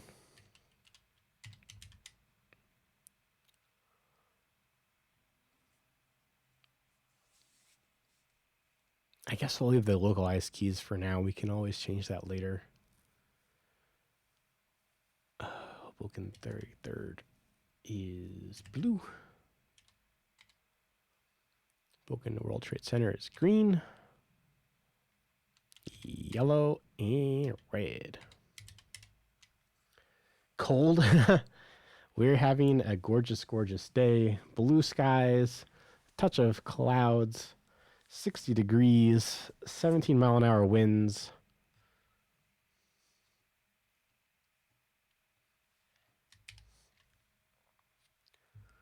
Build failed.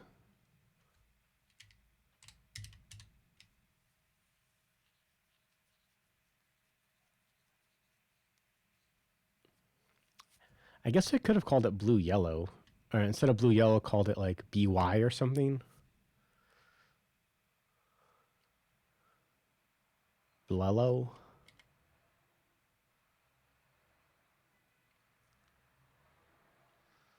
It's not a mixed color. It's striped.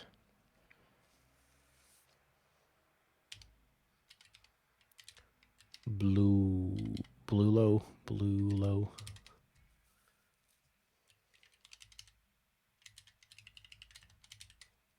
Yeah, it's just kind of long, you know? It's like a lot of letters.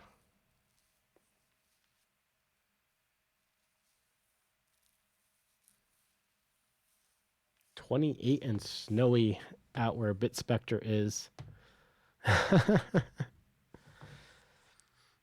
What are the horses doing? Do they like the snow? Are they prancing around, kicking up mud?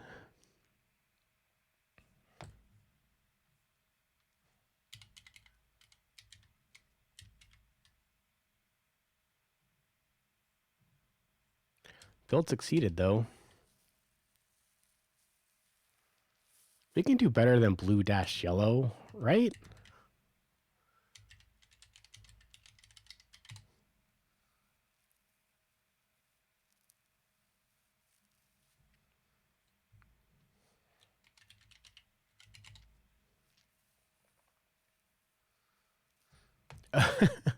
We could call it, instead of blue yellow, we could call it Ukraine. BitSpectre says, most of them don't care for it, especially with the ups and downs in temp. But I'm not at home, just getting out of Dune Part 2 in a max. Oh, cool. I guess there's a lot of desert in that one.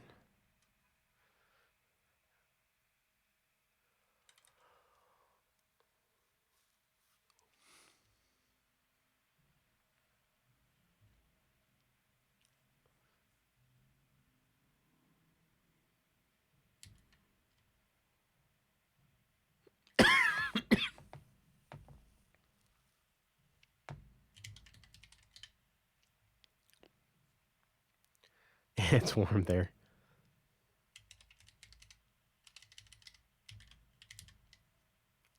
Like who wants that name? That's a bad name. Oh, I guess it looks better without the hyphenation. Where's the actual view all maps?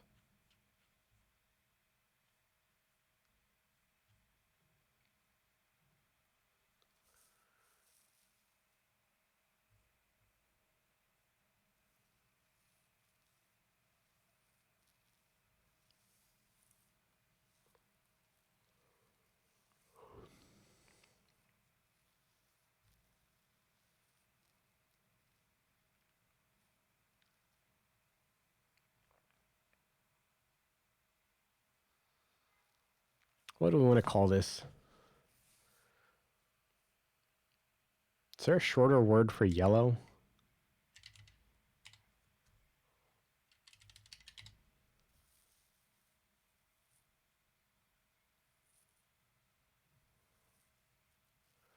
Amber? Lemon? How many less letters is that? So that's 5. Yellow is 6. Not really saving on letters there. Buff? Xanthus. Gold. Ooh, gold's pretty good. Blue gold.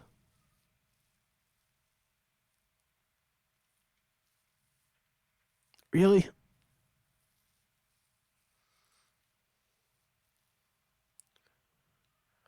Oh, that's pretty good.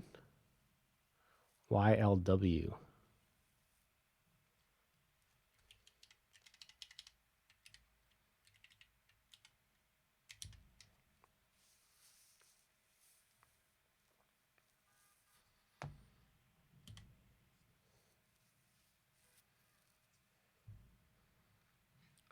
blah.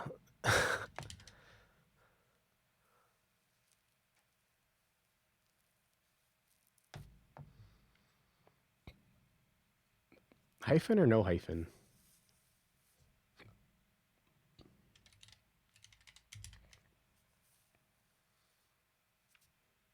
I say no hyphen. Does that change what we want to...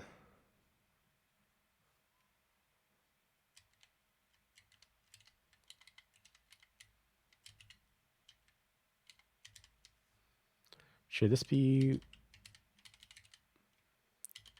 yellow, gurn, blah, blah yellow?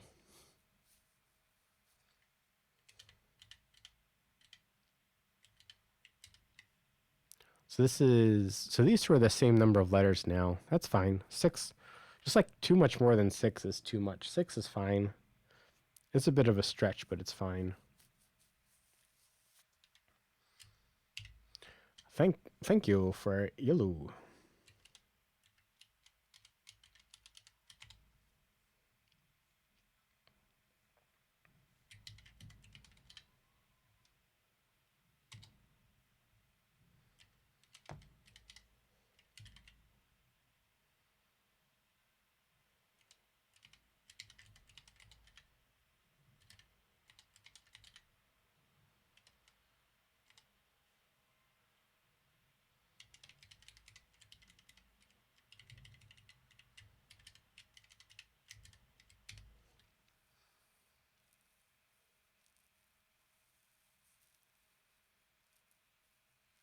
Okay.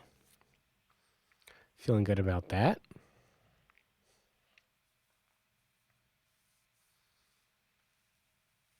So now we're back here.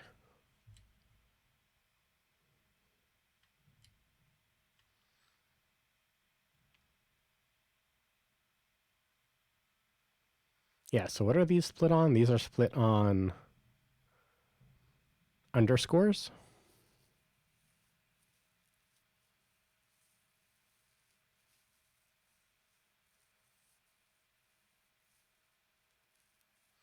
And I guess the ordinal might not be there.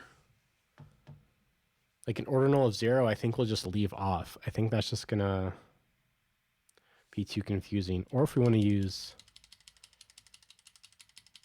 these for ordinals.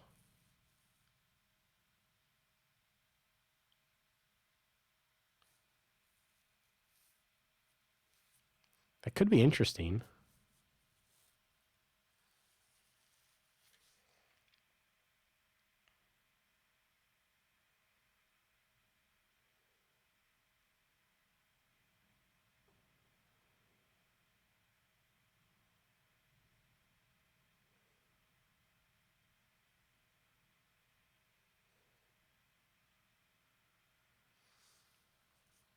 Because how am I planning to show this? I guess like, so if this is the ID, what I would want to show the user would be like the A symbol with, you know, the time, and if there was like,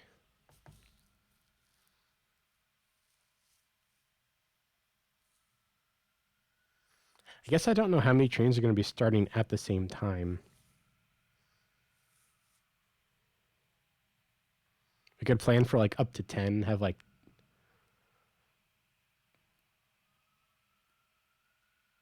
10 different ones.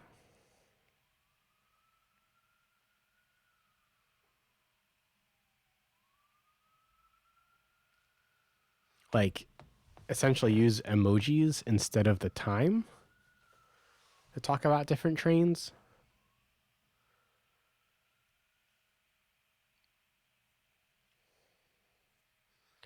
So I guess the time is still a, it could be confusing. If I say like, meet me on the 2:30 A train, does that mean the 2:30 when it comes to your stop or the 2:30 when it left the terminal? It means when it left the terminal, like that'd be the internal meaning of it. But like, if I'm going to talk about a train,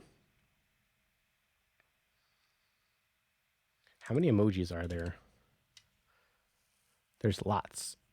I mean,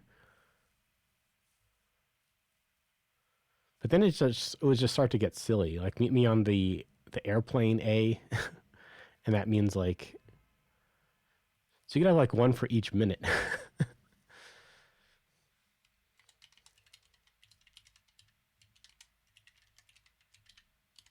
And it's like why is my subway have an airplane emoji? It just doesn't make sense. What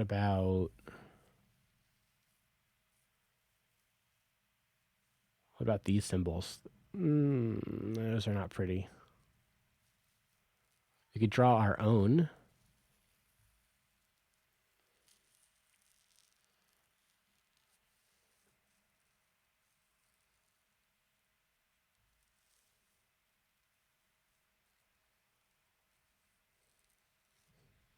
Yeah, I think showing the time.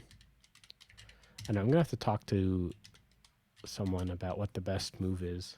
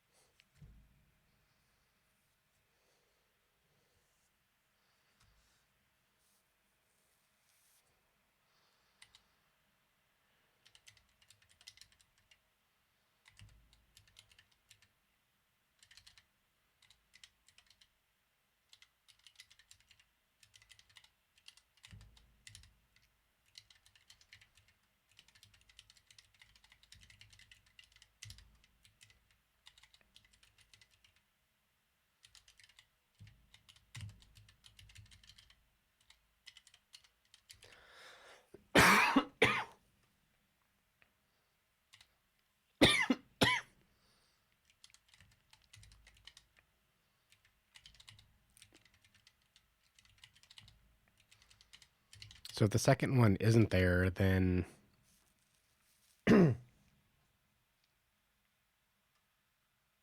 the ordinal will be 0.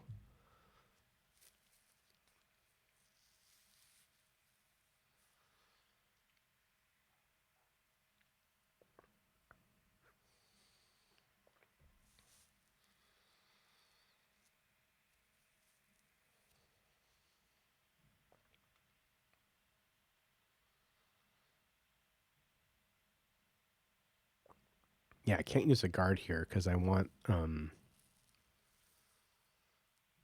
like something. It's still parsable on either side.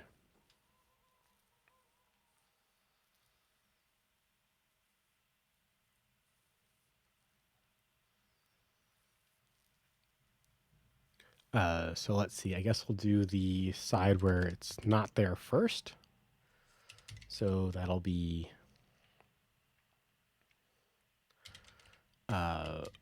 route string equals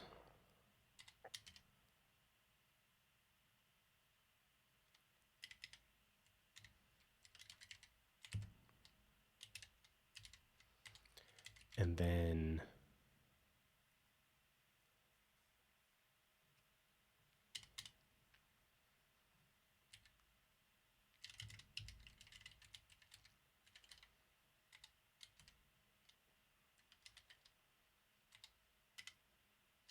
have to advance it.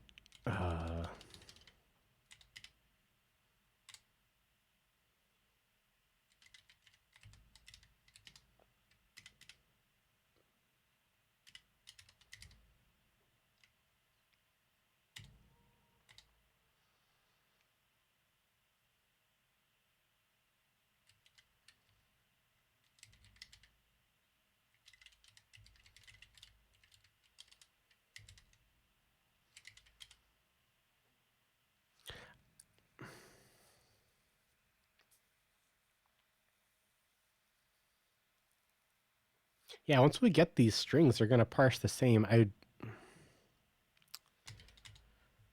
we could do like an anonymous function here and like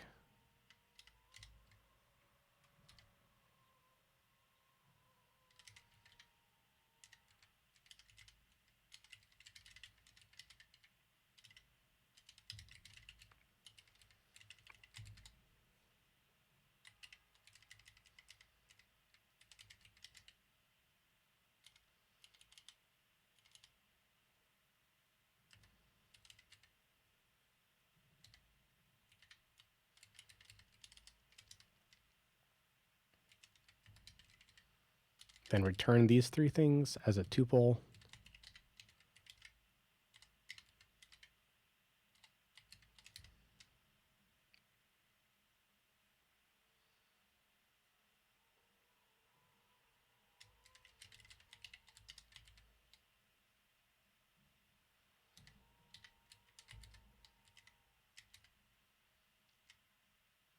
Then on this side,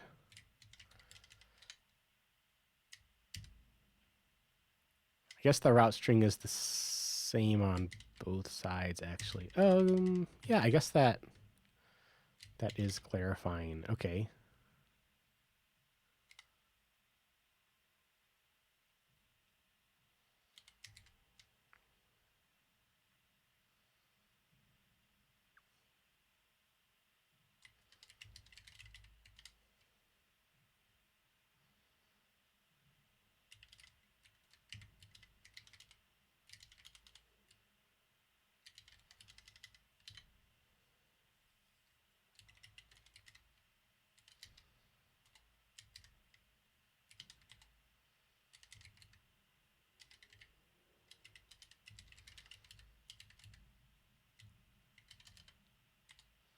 Then we'll go from the last index advanced to the end.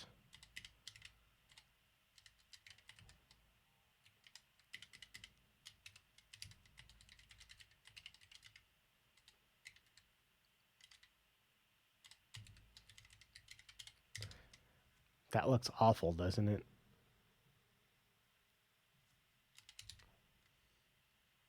It's ambiguous. I guess so.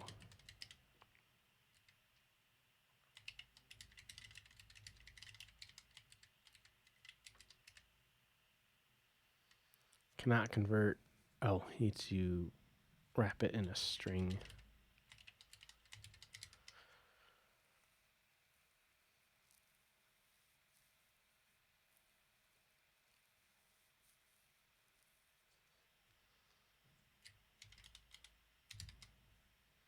Okay, so now we have our strings.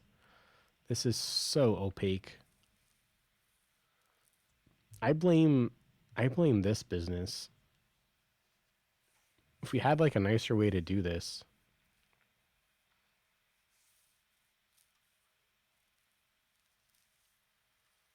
I guess I could define my own extension on string.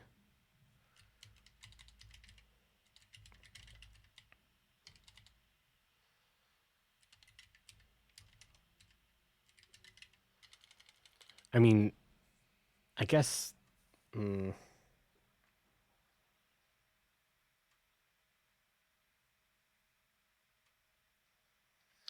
mean, I guess like this is what we were doing earlier. There are functions to do exactly what I would want to re-implement, but they're deprecated, and I don't understand why they're deprecated.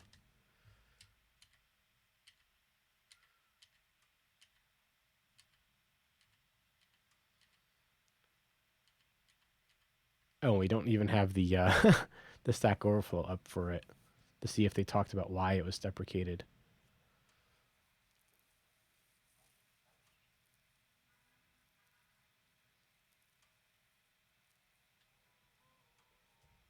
This is like not readable at all, though.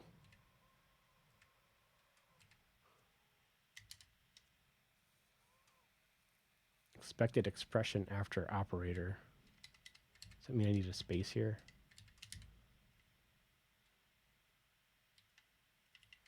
Okay, I guess I can't even like make it more readable by putting in spaces.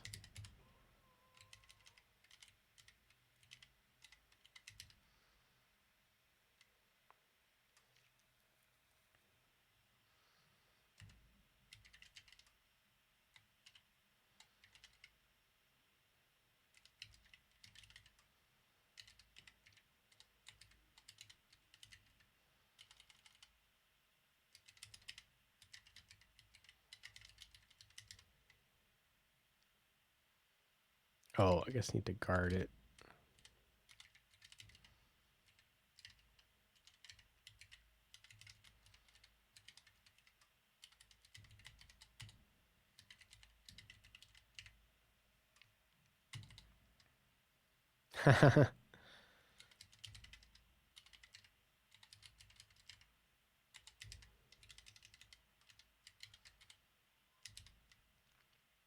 Okay, and then let's do the route string.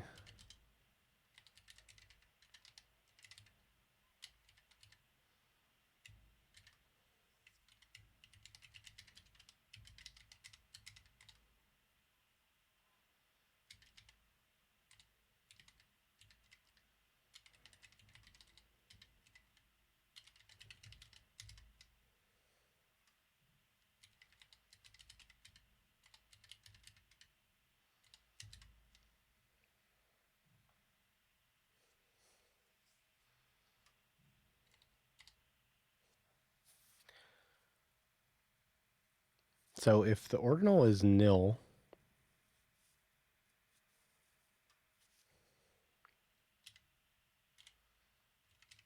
I feel like this is going to be like a tiny little function here.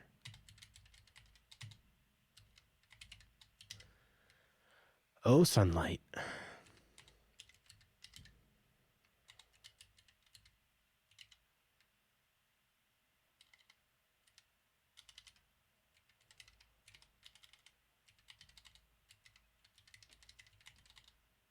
So if it's nil, then we'll return 0.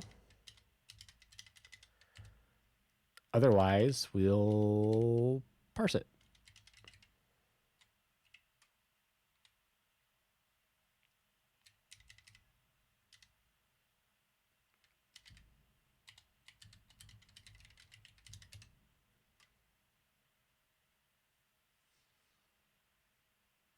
Oh, but this parsing could fail.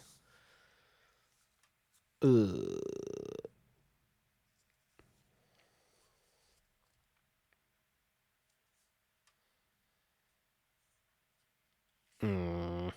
Crap.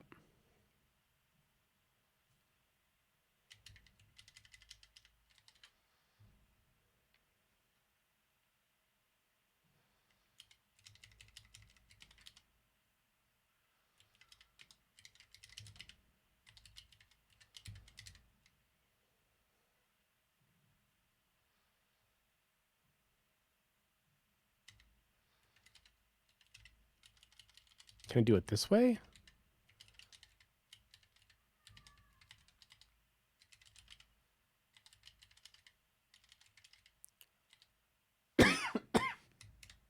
Are we compiling?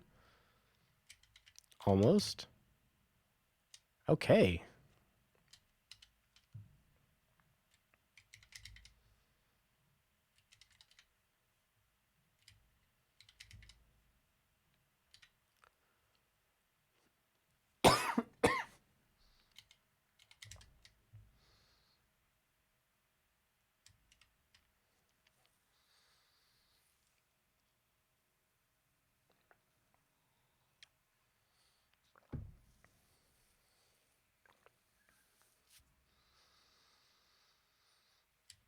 So if we run these tests, we get to the failure.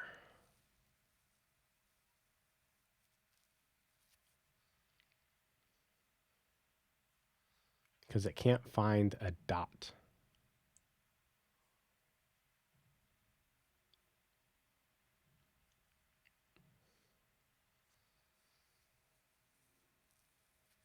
Oh, right.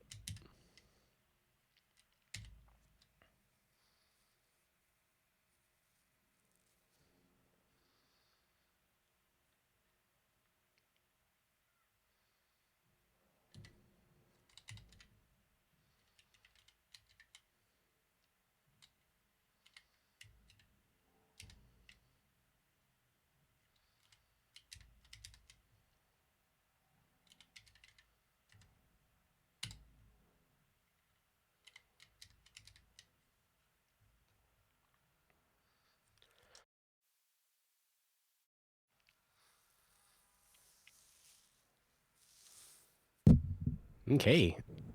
I think we have our IDs.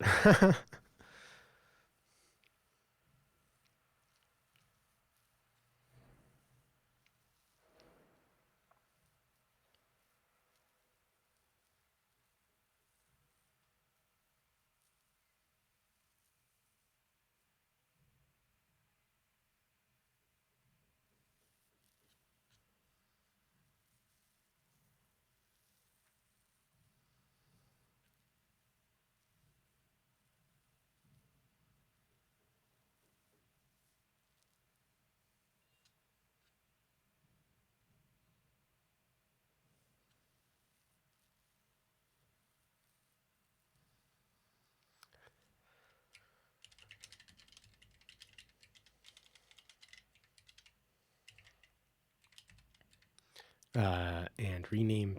So we have the underway train ID structure,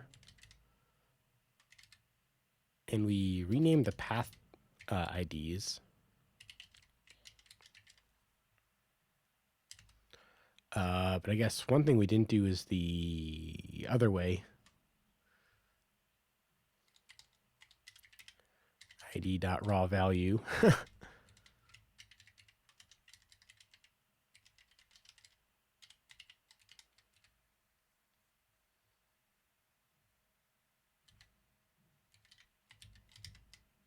And these will be failing actually.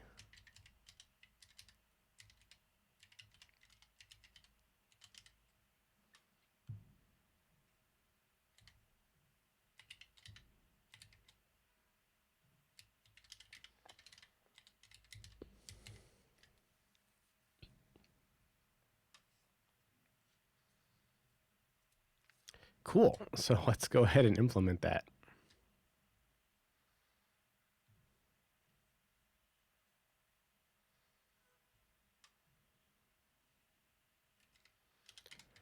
So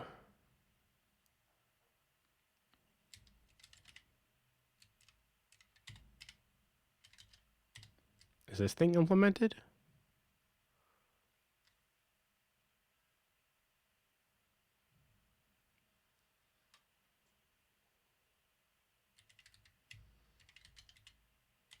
Not exactly.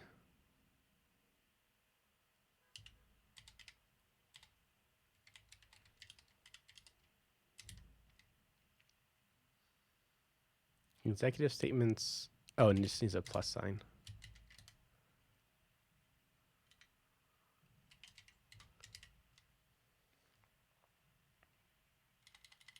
I think we can take off both returns actually. Yeah, there we go.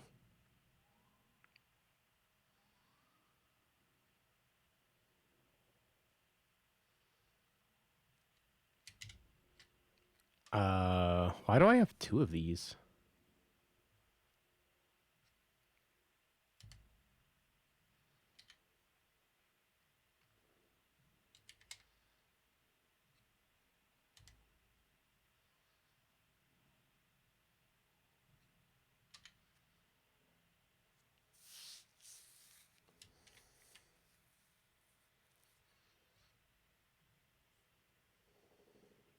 Okay, so that's looking better.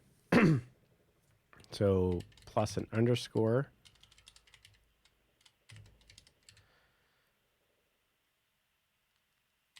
Plus date formatter dot known format dot dotted dot.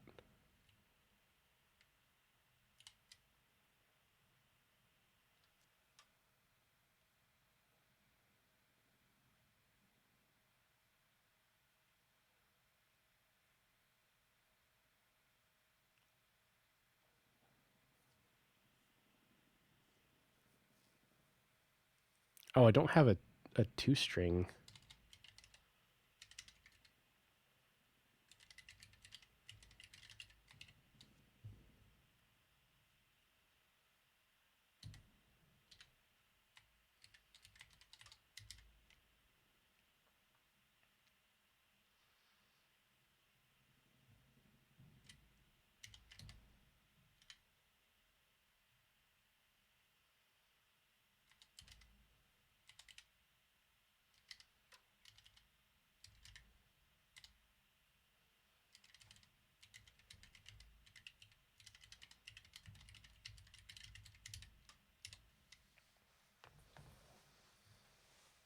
This sucks, like making a date formatter each time.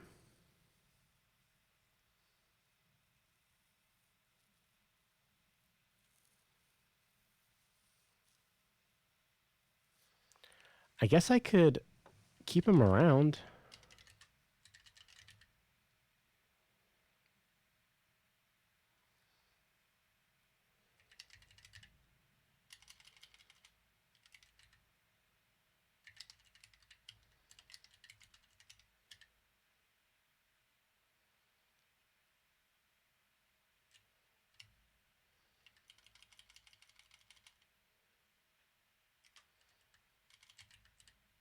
in like a map or something.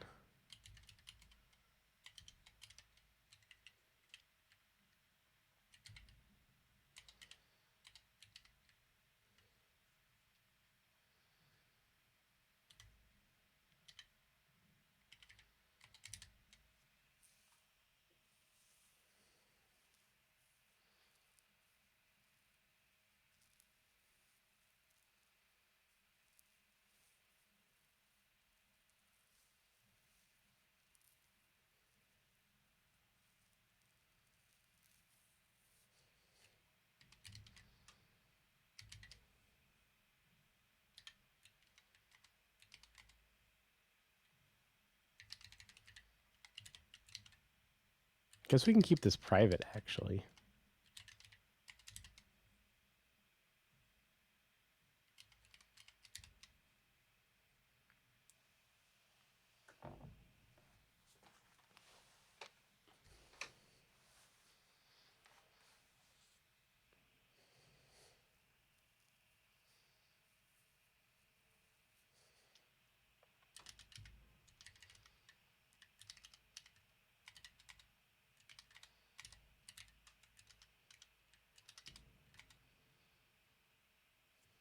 Yeah, we can make this case iterable, iterate through all of them, and we know that they're all there.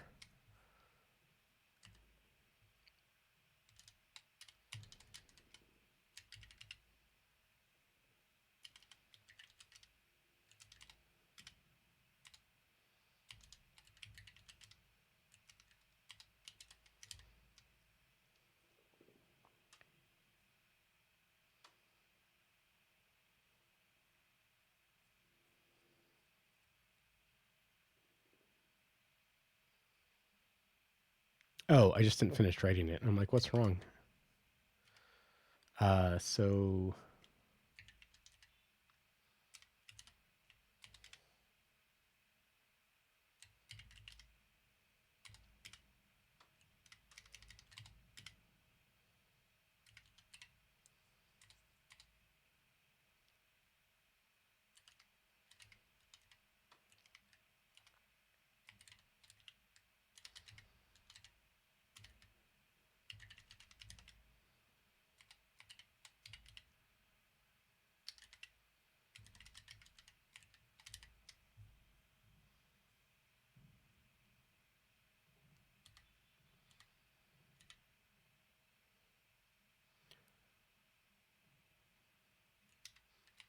and then we can make a dictionary out of this by saying dictionary of,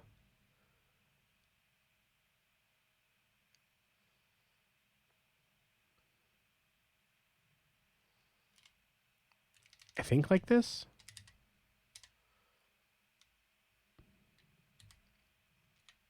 Does that compile? Kinda.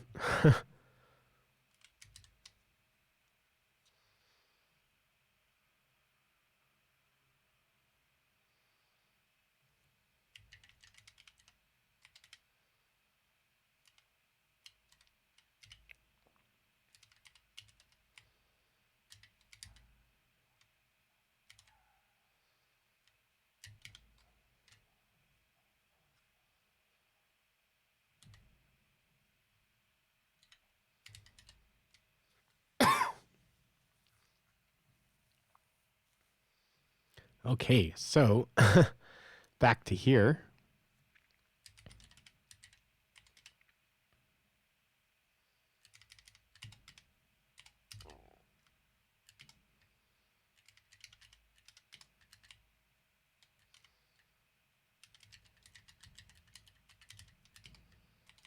And then we can add the ordinal if it's there or not.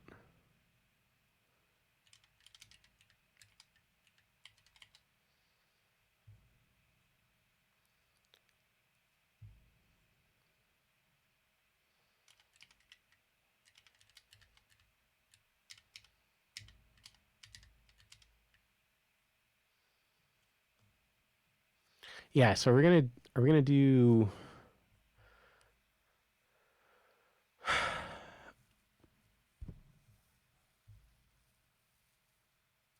yeah, I guess so.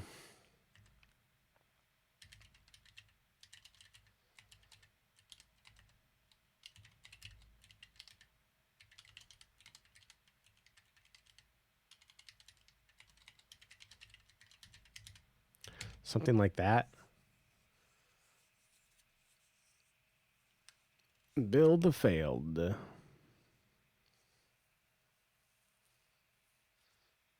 Oh, because this has the 0 on. Yeah, I'm really torn on that.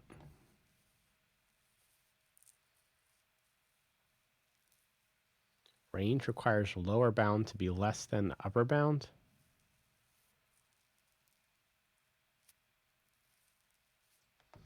Oh, because of course there's a last index of, we have to say,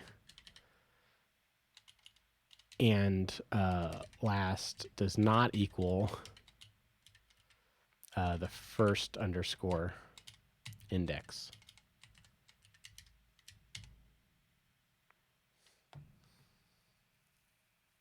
There we go.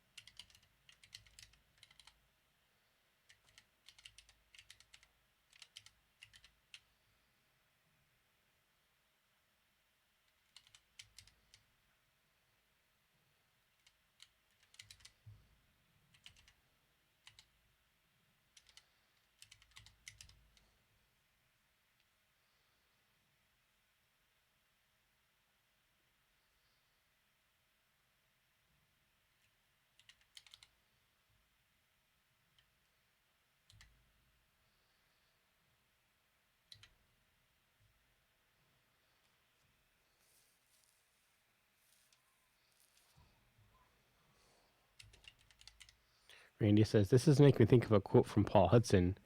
You see, working with dates is hard, like really hard, way harder than you think, way harder than I think. And I've been working with dates for years.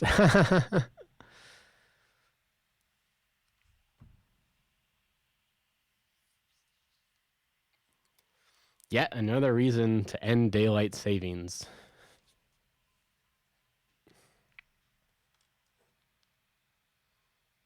It's just so weird that everybody has to change their clocks. Like, who's the people that want this? Can't they just change their working hours or whatever? If it's for tourism, can't they just like, people already have summer hours. Like if you go to Maine in the winter, like nothing's open because it's not tourist season. Like, who's changing the clocks even for? I'm like so done with changing clocks.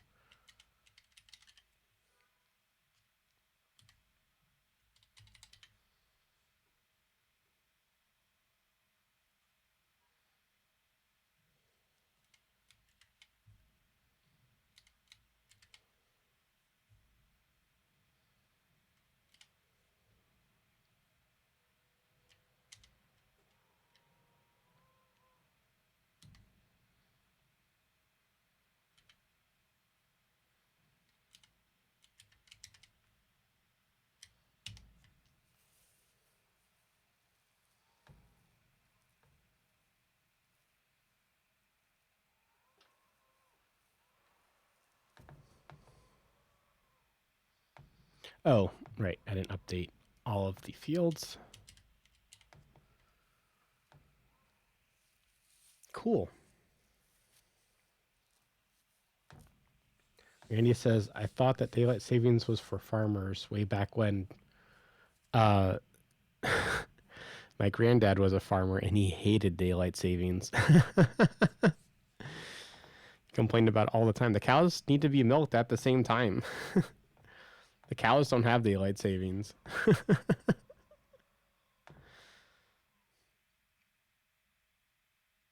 But still, why did the farmers, like, why have to change the time for everybody?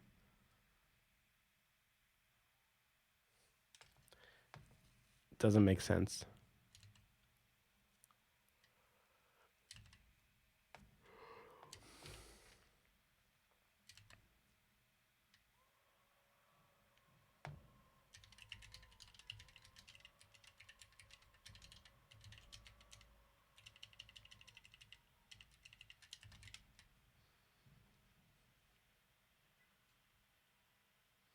Yeah, I guess it's time to push up this branch.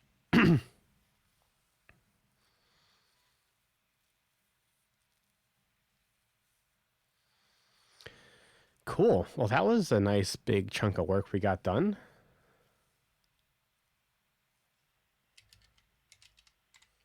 I think it's time for a little reading.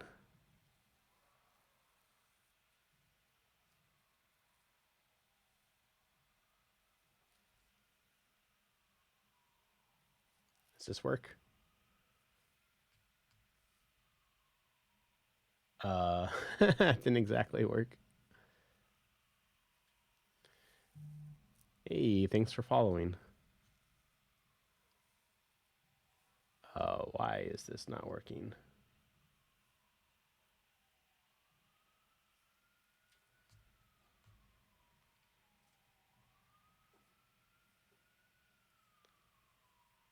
No, still not working.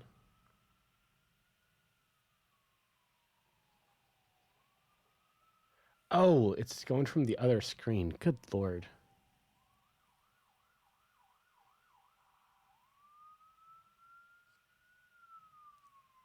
Okay, we'll just do it here.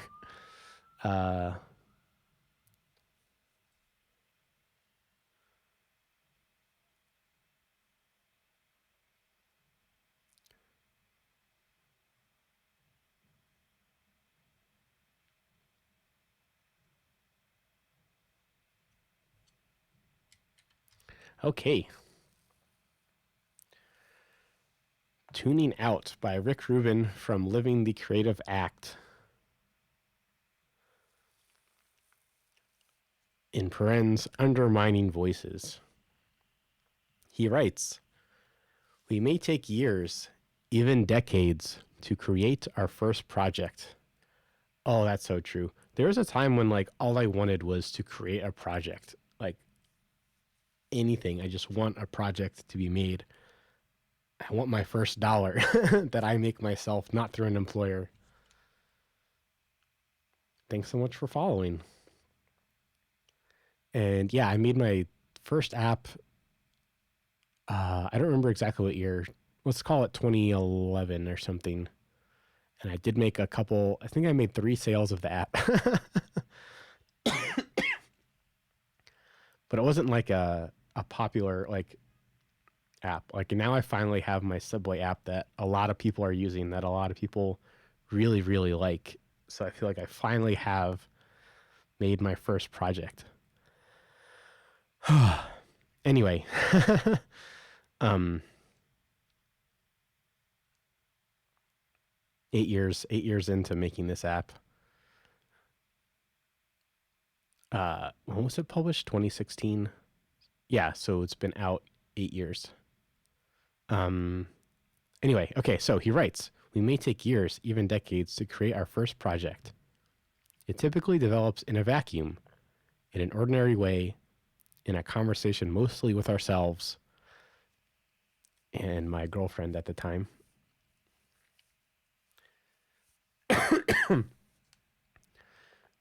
Now we're married. After we share it, outside influencers can emerge. An audience appears, whether it consists of friends or a large group of strangers. Individuals and companies with business interests can sign on. And as we begin to work on our next project, loud outer voices may speak to us from different sidelines, influencing us in different creative directions, demanding the work now without concern for quality." When is the next app? When are you putting out a course on making art? When are you, when's the next album coming out? Yeah, I guess this is, this is universal experience. As these voices enter an artist's head, concern for deadlines, deals, sales, media attention, public image, staff, overhead, growing the audience, keeping the existing fan base, they can undermine our focus. The intention of our art can shift from self-expression to self-sustainment, from creative choices to business decisions. The key to navigating this phase of an artistic journey is learning to tune out, to prevent external pressures from entering our inner process and interfering with the pure creative state. It helps to recall the clear mindset that produced the first work and allowed success to happen originally. Set aside not just business concerns, but the needs and thoughts of these outside voices. Keep them out of your consciousness while in pursuit of your best work. When you're able to focus purely on creativity and work in a sacred space, everyone benefits and all other priorities are served.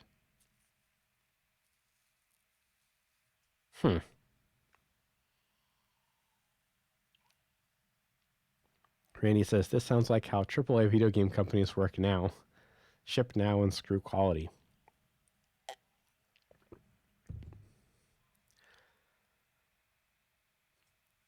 He continues to write, at any stage in a career, the critic in your head may make its voice heard, repeating that you're not talented enough, your idea isn't good enough, art isn't a worthwhile investment of your time, the result won't be well received, you're a failure.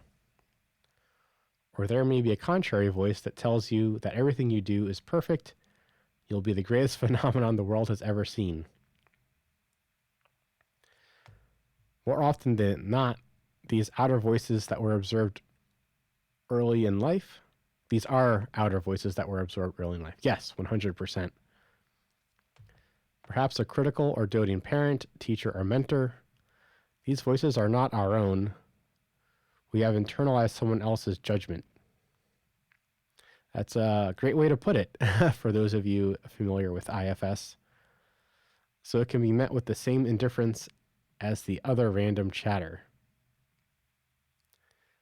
Any pressure you feel around the work from the inside or outside is a signal for self-examination. The artist's goal is to keep themselves pure and unattached, to avoid letting stress, responsibility, fear, and dependence on a particular outcome distract. And if it does, it's never too late to reset. Oh, beautifully said. It's never too late until you're dead. Then you are late.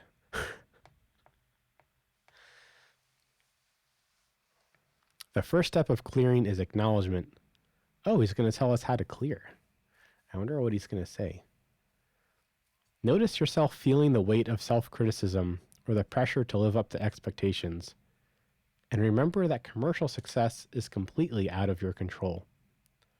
All that matters is that you are making something you love, to the best of your ability here and now. Working to free yourself from inner voices is a kind of meditation. Well, yeah. That's one of the goals of meditation usually. Set aside all concerns for a stretch of time and say, I'm only going to focus on this one practice, making great work. I love how he doesn't say what the stretch of time is. It could be 30 seconds, you know. If any distractions come along during that period, don't ignore them or focus on them. Don't give them any energy at all. Let them pass like clouds parting around a mountain. Yeah, maybe starting with 30 seconds is the right thing for some people.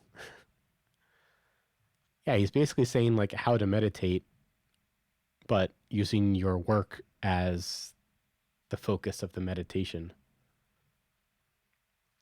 Regularly engaging in this practice builds the muscle of focused intention, which you can use in everything you do. Eventually, tuning out the undermining voices and losing yourself in the work will not be an effort of will, but an earned ability.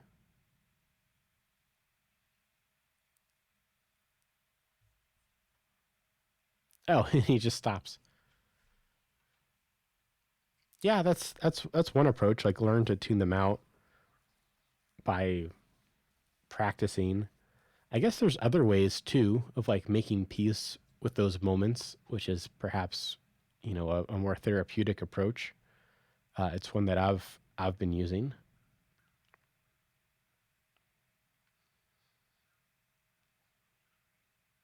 But like until then, until until you're able to go through therapy, maybe a little bit of both is okay.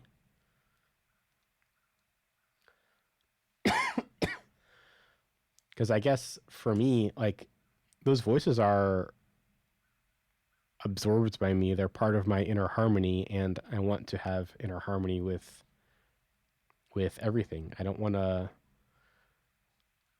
tune anything out. I want to be all of me.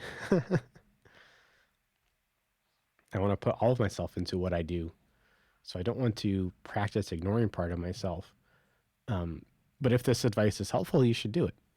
If going to therapy is cost too much, then yeah, that's another reason to perhaps try this out.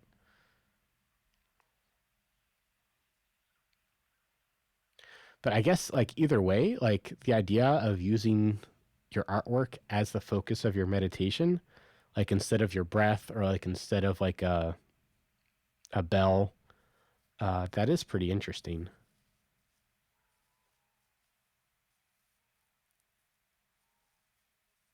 I mean, I guess that's what getting into flow is. It's like everything else kind of fades away and you're just working on your work, going through the phases of building out experiments and seeing what happens and seeing how you feel about it, noticing which parts of you are activated by what you're making, be it an app or a painting or whatever, a song.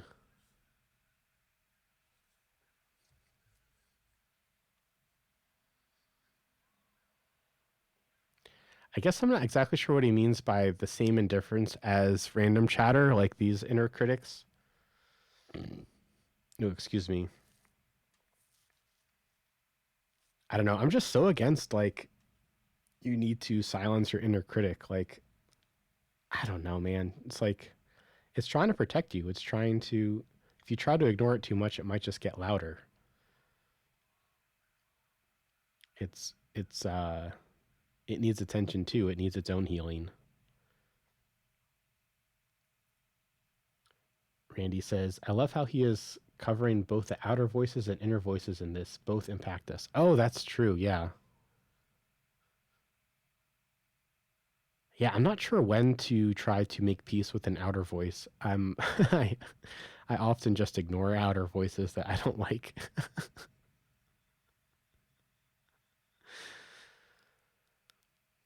I guess I'm more focused on inner harmony at the moment than outer harmony. I guess that's interesting.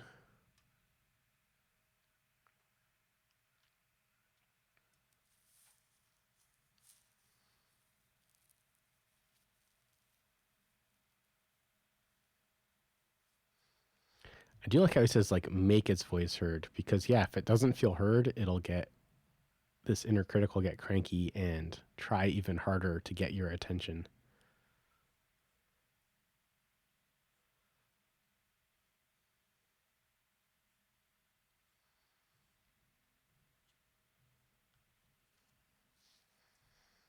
Yeah, I mean, there's a lot of features that people want from the app, and I want to get to all of them. And I guess I'm kind of charting my path right now with a couple things are cooking. I guess you're seeing kind of this 3.0 emerge.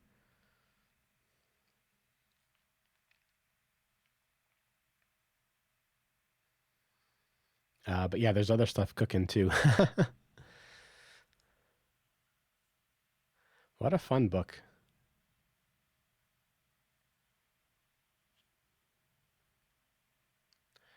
Growing the audience. Yeah, there's so many like advice on how to grow your Twitch audience, how to grow your TikTok audience. These 3 marketing hacks. Like I just want to make a good app. And I do talk about it on um, Instagram, etc. to try to grow the audience, and that is part of my personal growth is learning how to talk about it. I've been thinking about Louis Pasteur recently, of the experiments he did about fermentation and bacteria. Like, his experiments were so persuasive that have you even heard of spontaneous generation? And like, that's not a thing. Like, people talk about the earth being flat, but like, as a joke or otherwise, I have no idea. But spontaneous generation, that's just not a thing. That thing died hard after Louis Pasteur. So yeah, I want to.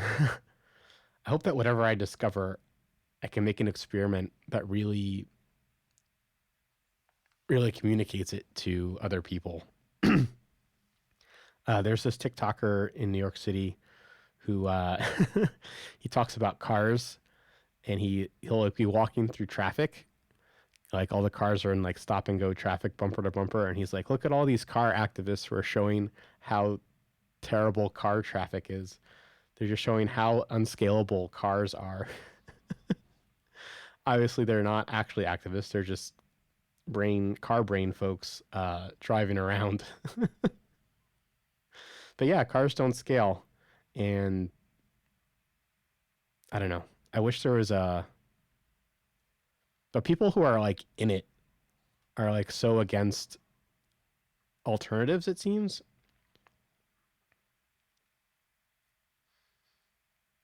I don't know. I guess this isn't really a car stream, but we are a New York City stream. Here's the west side at sunset the other day.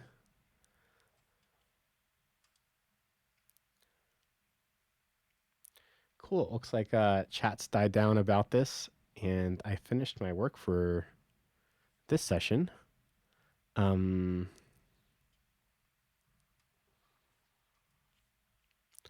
got the ID. I guess the changes we made are definitely going to break other stuff, though.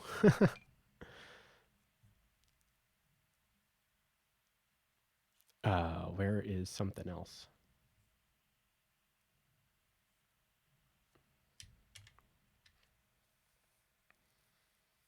If we open this up, actually, it might not.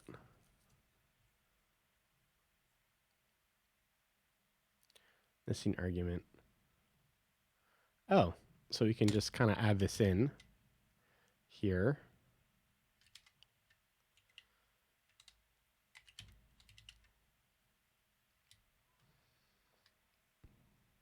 Yeah, we have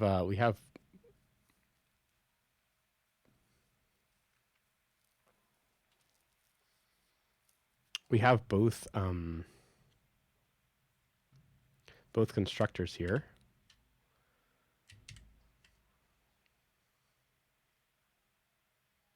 This is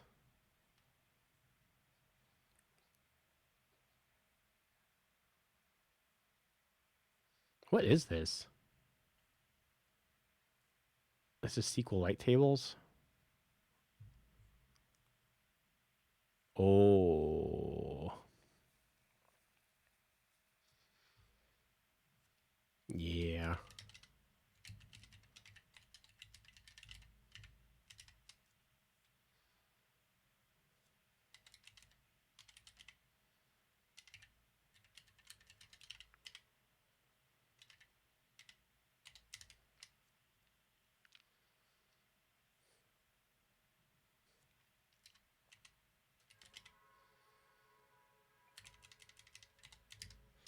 Guess it'll be something like that.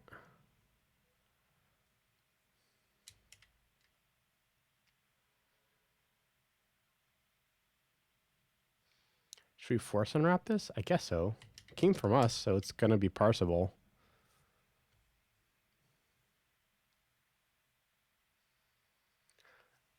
I guess this is where it's going to start to get interesting, is this part right here.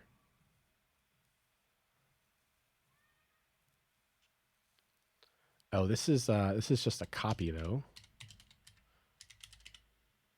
So that one's less interesting. That one's interesting. This one...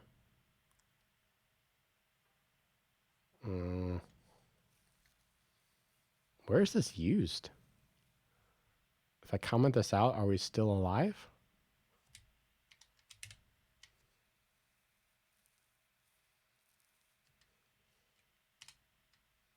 No. Where's this?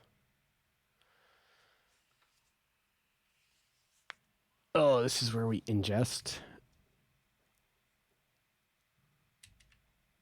And the other one,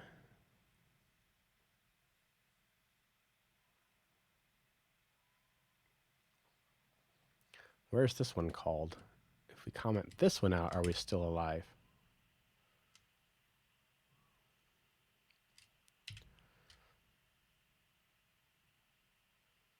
So I have two different, I call two different train constructors from here. That's weird. Oh, for trips with no vehicles yet. Well, this is all about to change. This is the point of making this new ID, is changing this right here.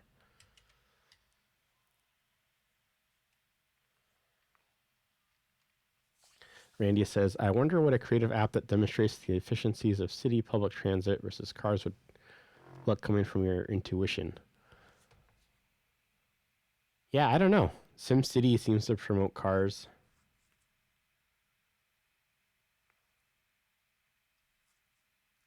Everyone knows that the subways and trains in Europe and in Asia are way faster than what we have here.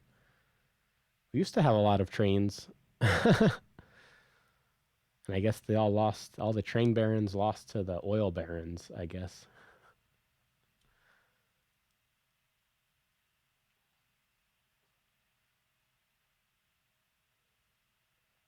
I guess it's easy to...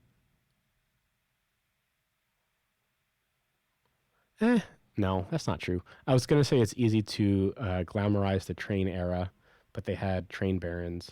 But I don't know. I don't think we had, like, the MTA is just owned by the city now. It's a utility, just like water and electricity. It's regulated a little bit. Maybe not enough, maybe too much, but it is regulated, which is good. Remember when shampoo wasn't regulated? You could just put random chemicals on your body. Oh, man.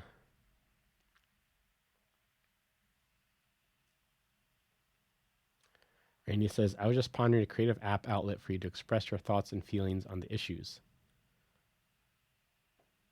Yeah, I'm not sure. I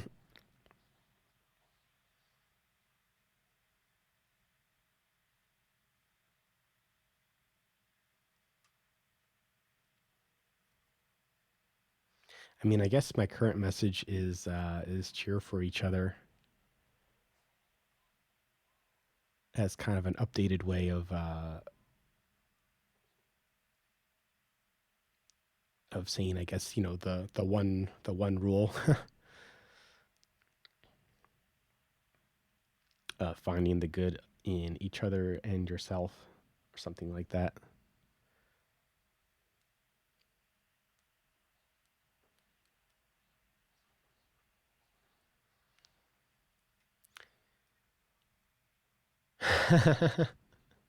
Thanks. Well, have a great St. Patty's Day, everyone. Let me see. Is there a way to find somebody to raid? Not really. That's what's so directory. That's what's so annoying about Twitch. It's just to try to find someone to raid is a mess. Well, I guess specifically for programming, maybe it's easier if you're like actually playing a game, you just find the game. But like in the software category, I'm the only one streaming Swift right now.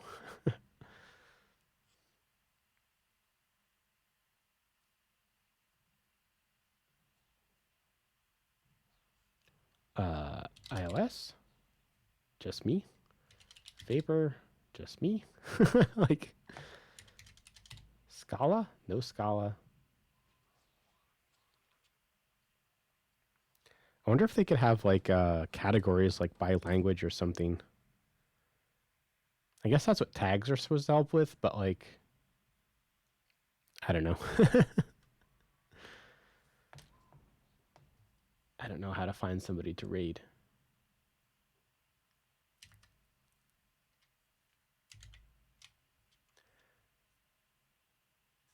Well, yeah, thank you all. And you'll see the schedule up on the screen in a moment. Or you can see it on Instagram. And of course, throughout the week, I stream my scenery videos from around New York City. It's a good time. We kind of have a just hang out on stream. And it's a good time. It's a great way to chill out and be around people during the work days. I love you all. See you next time.